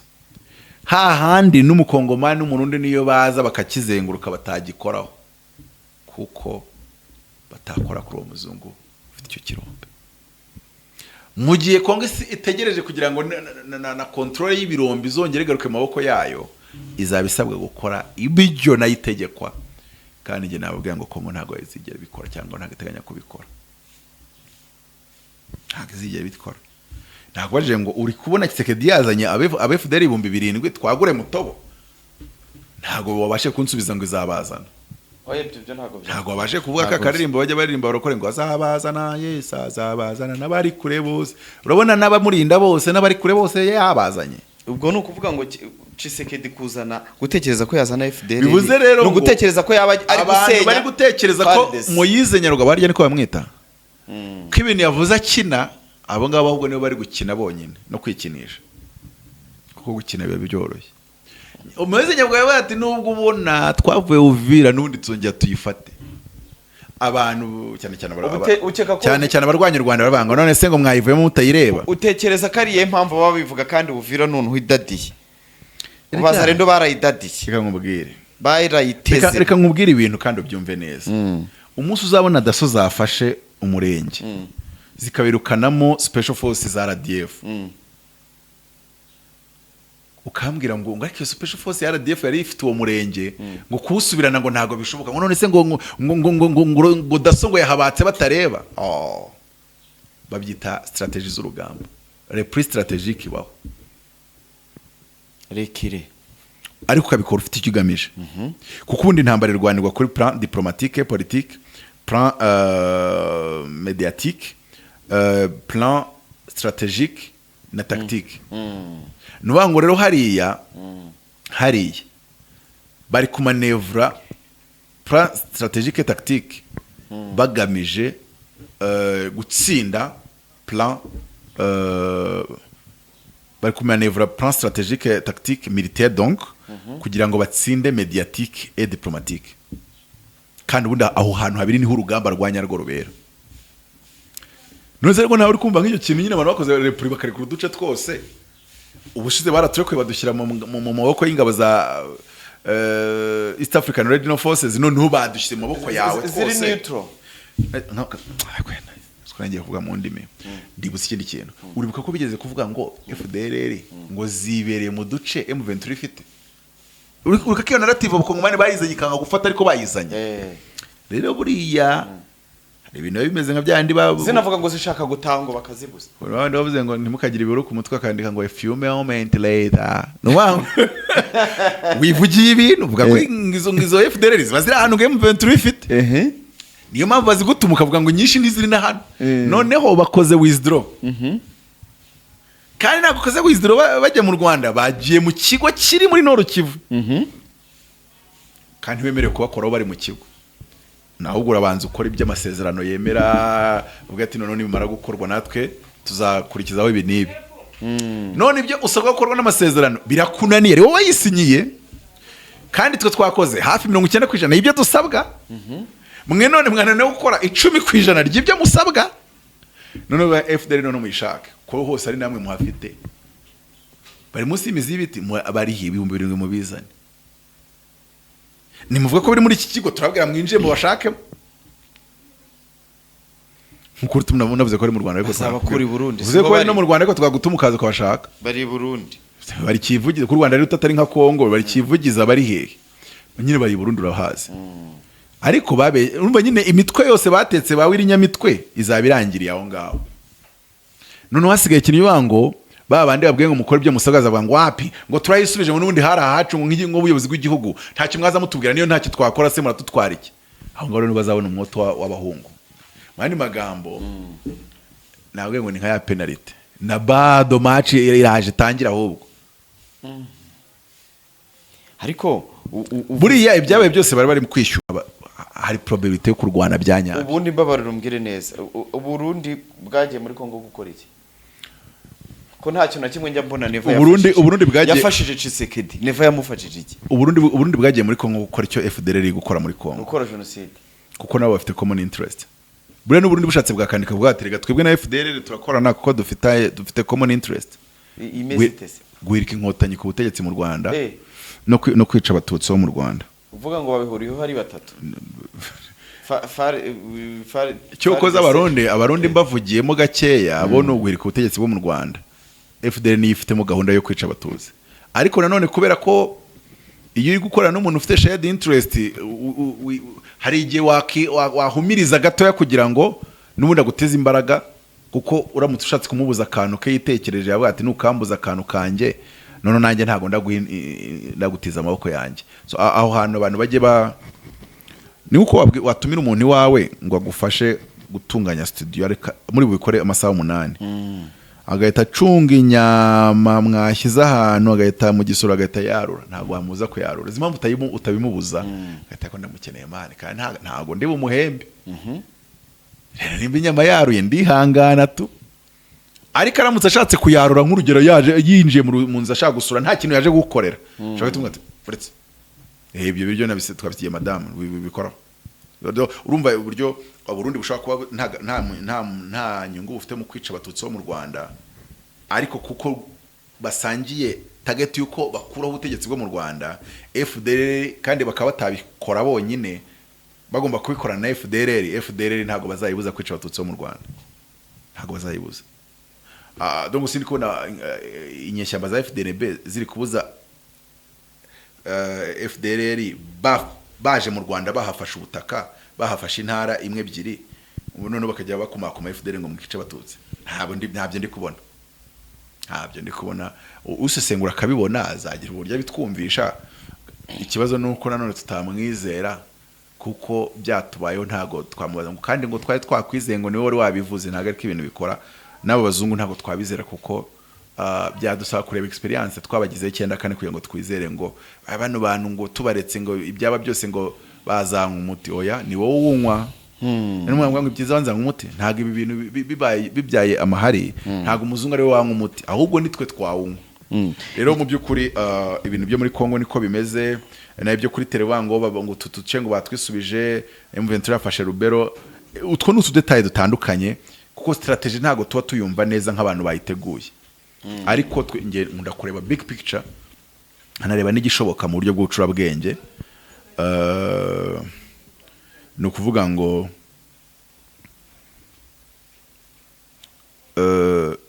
u Rwanda ni rukora ibyo rusabwa byose na Washington Accord ku kigero cya 90%. M23 ikora ibyo isabwa byose ku kigero cya 90%, ariko batanga deadline kuba Kongo nayo yakoze 90% y'ibyo isabwa nibiyinanira bateguze ko rwose uduce bazatwisubiza ndetse bakarenzaho, kandi ibyo bizabishyire mu bikorwa rwose. Yego cyangwa se muri rusange bazakomeza umurongo batekerezaga ngo ese ubundi Kisekedi yanze kumva by'imishyirano ntibitanga umusaruro, twe twakora iki? Icyo bari baratekereje nimba bazarema igihugu gishya cya Repubulika ya Kivu bakomeza iyo objective, kubera ko n'amahanga azabibona ngo mwakoze ibyo mwasabwa gukora ariko twategereje ko Kongo ikora ibyisabwa yo itanga amabuye. Muri Washington Accord nta hantu handitse ko Kongo ikisabwa gutanga amabuye. Iby'amabuye biza nyuma muri economic agreement cyangwa se ibijyanye no gufatanya mu bukungu n'iterambere. Yego tugana ku musozo, hari inkuru n'ubundi imeze nkaho yaciye igikuba. U Rwanda ko rwareze u Rwanda rwareze UK. Ibi birego nakwambaye ntago wamuregaho. Ibi birego ikirego cy'u Rwanda urumva nyine ntabwo bisanzwe. So uwo umuntu akoreze ntago wamurega. Igihugu cyo muri Afrika kirega igihangange. Mbere y'uko u Rwanda rurega UK yaba yaravuze iki muri ibi bintu by'ibaruwa n'ibindi bisa nabyo? Nta gihari. Ubwo kwica amasezerano se? Nyine hari ukuntu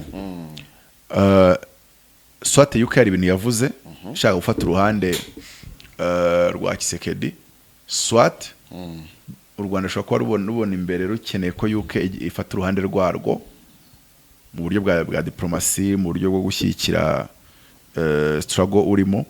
None bakavuga ati nitubarega urubanza urabizi ushobora kumara imyaka 5 cyangwa se urubanza ntago rumara iminsi 3, ariko mu gihe twabareze bazaba bafite inyungu mu kuvuga atari ko kira kirego mube mugihagarikishije mwe gipushinga cyane.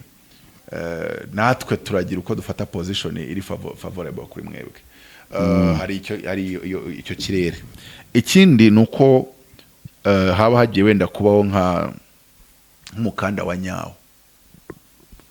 Kuburiya nyirago president avuga ngo muziziri ku mukanda, okay, uyu munsi biragoye. Kirere kirasa nabi. Mu cyoko cy'amafaranga ntago havuga ibyiza ku bantu batandukanye.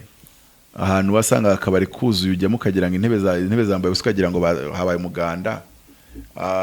Ariko hari gisha gusanga inyuma hari yo wealth noneho ya sanctions. Reka ntitwige abantu bakunda kuvuga bagahita basimbuka bagahita bajya ngo ku rukiko mpuzamahanga mpanabyaha, ariko hari ikintu mushaka gusimbuka hagati aho ngaho ibintu bya sanction byararangiye. So rero mu gihe haba hariho cyase niyo bitaba sanction, ariko cyane cyane ibintu bya sanctions nko kuvuga ngo ese nawe Ubwongereza nawe uzashyikira ko bakora sanctions zishobora gukanda ubukungu bw'u Rwanda, kandi wowe tugomba miliyari 100 z'amadolari n'urugero, cyangwa se miliyari z'amadolari ni cyase miliyoni 100 z'amadolari n'ibindi nkabyo, cyangwa ahubwo wowe wareka kuba mu mubare w'abatwataka kuko uzi ko natwe hari bitugomba, ariko tubanze twemeranye ko bira bintu u Rwanda rurabyemererwa. Watumye twubaka amazu, ubutaka twagatuje abaturage bacu bwuzuye amazu, arahingaraye, yagiye mu za Marijose.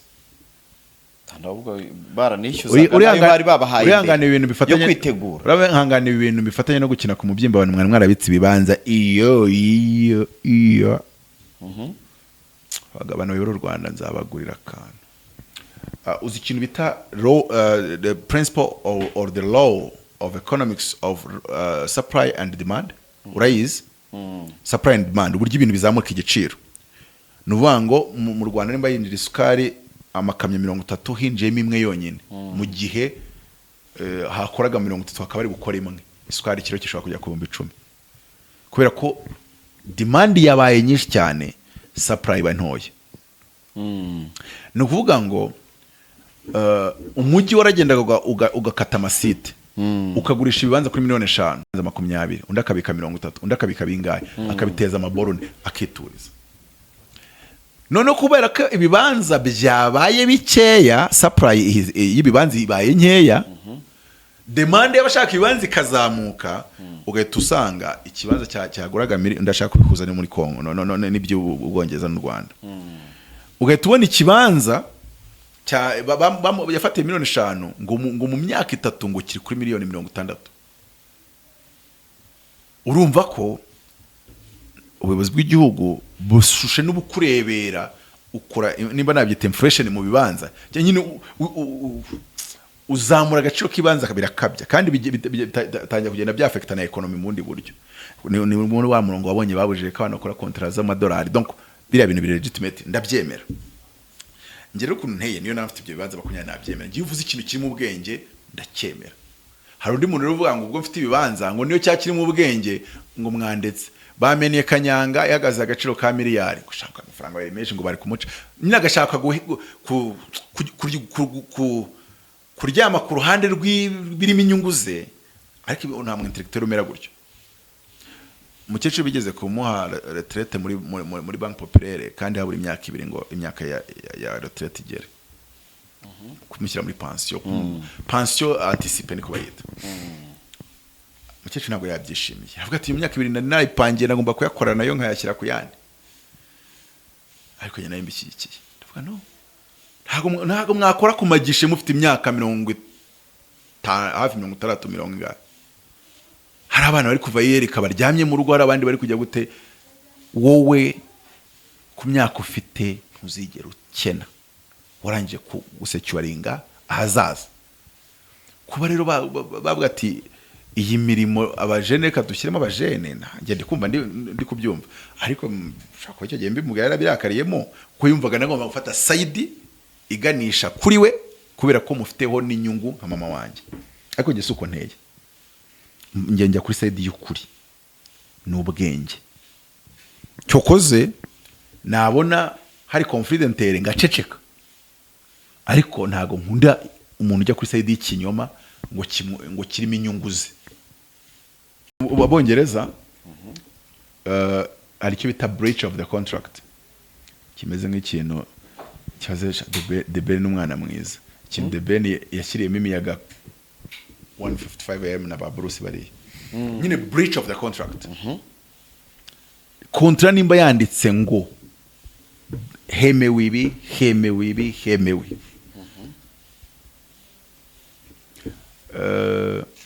ariko nabonye inkuru yanasohotse ku Nyarwanda reka mbikomoze uko yasohotse warubizi yuko The Ben yari yemerewe guca Bruce Melody n'uruhande rwe 1,600,000 kandi ntaririmbe mu gitaramo kubera yuko ya breachinze akantu kamwe gusa kavugaga ngo ntago mwemerewe gutangaza igitaramo cya Bruce mbere yuko turirimba tariki ya mbere.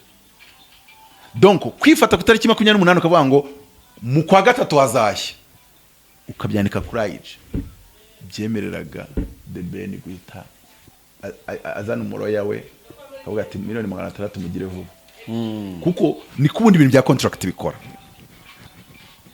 ntabyo yakoze abantu ba side ya Bruce bajya bamushima kuko you made a breach of the contract. Bayikoze ryari barifashe bahita batangaza after party nayo ni event utemere gutangaza before kuko isubira abantu ngo rero muri turangiza muri arena ngo tuzahurira hangaha ngo dukubite ubushobora no gutuba nayo ni event nk'izindi event cyangwa sumara kuririmba bagahita hari ushobora guhita bwati nge sinzajya muri Beka Arena ahubwo nzajya muri event with after party so you breached the contract wizuvuga ngo ariko ngo ntago ari event ngo twavuze ngo after party yo start event ibi mbivuze nshaka kubigarura ku Rwanda n'Ubwongereza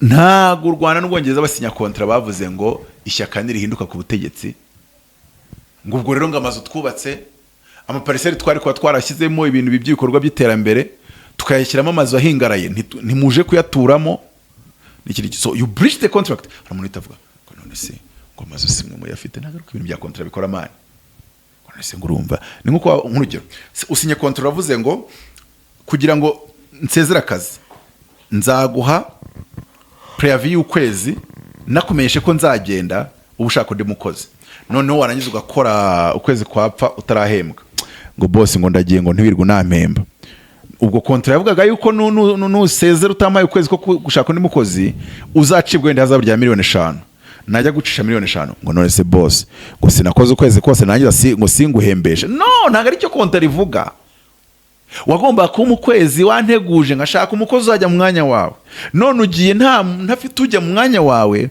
kugira ngo unsigiremo umushahara keretse twongeye tukagirana andi masezerano kamati boss ko nemererwa guhembwa uku kwezi nkaguha ukundi kwezi ko gushaka umukozi uku kwezi nkubwiye ukareka kumpemba tugahita tubihurizamo na ya preavis ibyo nabyo bikorerwa inyandiko nshya none ubwo kongereza rero nibwo uri kubyumva ubwongereza ibyo bwakoze ntago byari mu byo bwumvikanye n'u Rwanda icyo washaka gusobanura cyose contract iri clear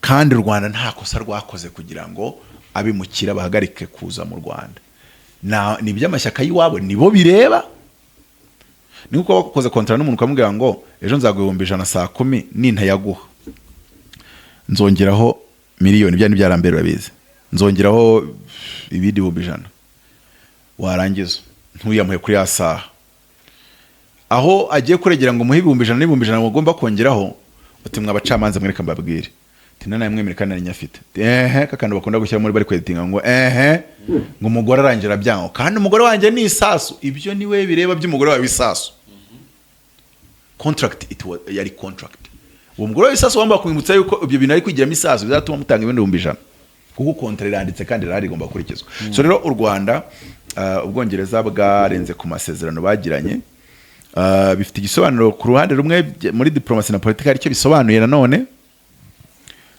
wenda u Rwanda shaka rwavuganye na riya shyaka ryari ku butegetsi kabati rero turashaka kugaruka ku butegetsi kandi ariko uyu mudamu ushaka guhirika uriya Kerstema usigaye mumereye nabi umu black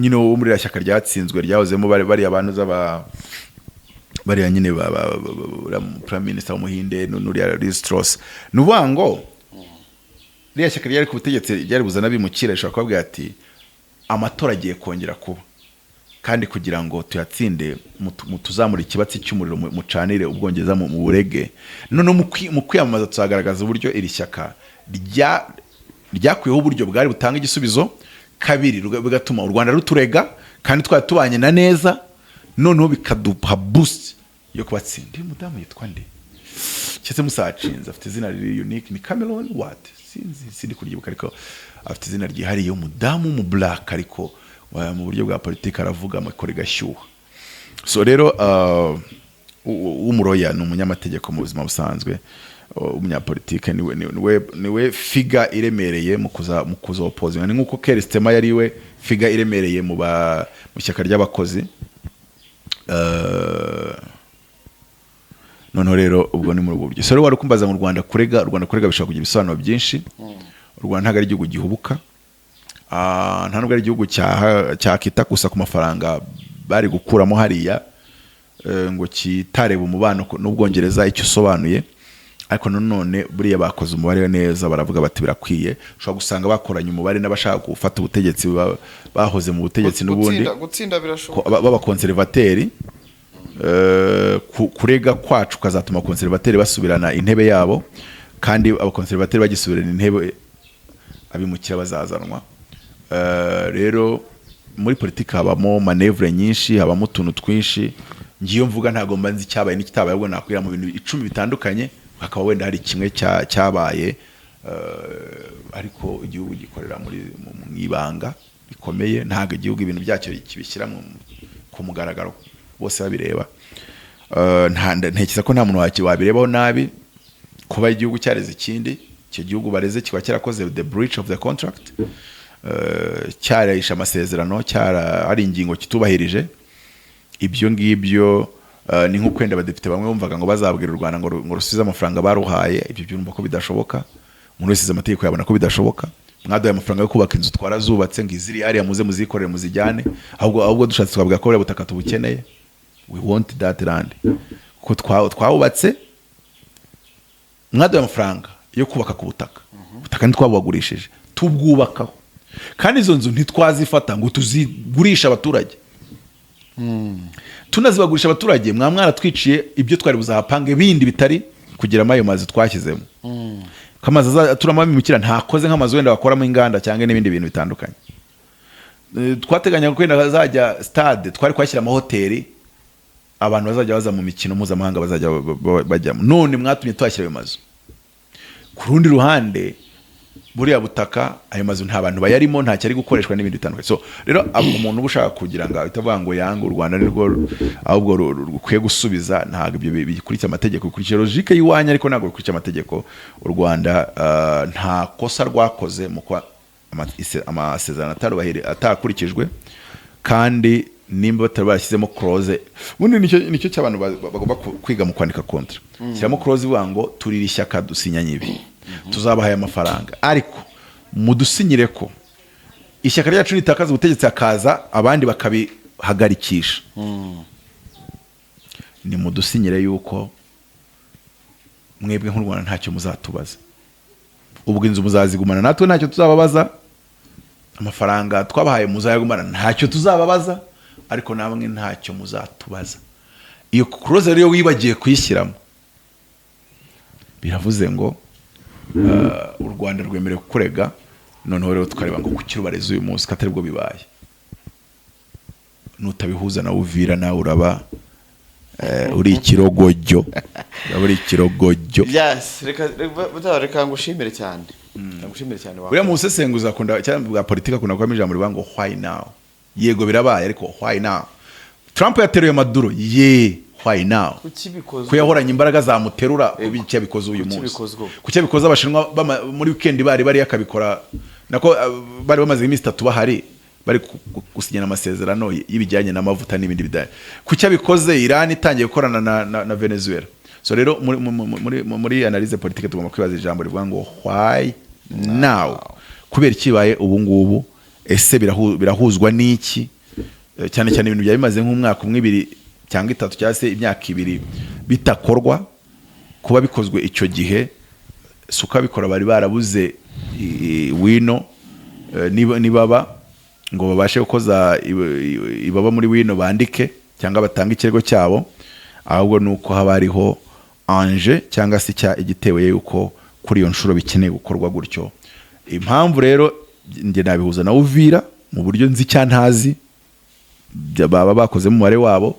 Impamvu ya kabiri nkabihuza n'amatora yo gukura Keir Starmer ku butegetsi, ishyaka ry'aba conservateur rikagaruka mu byimbo, aba laborers abakozi bagasubira ku murimo, bagasubira mu nganda, bagasubira ku bipataro nyine bakaba bakoze, abakonservateur bakabareka bakayobora. Asante sana wakoze n'abantu bari badukurikiye. Ubwo duhuriye muri commentaire umwanya w'ibitekerezo.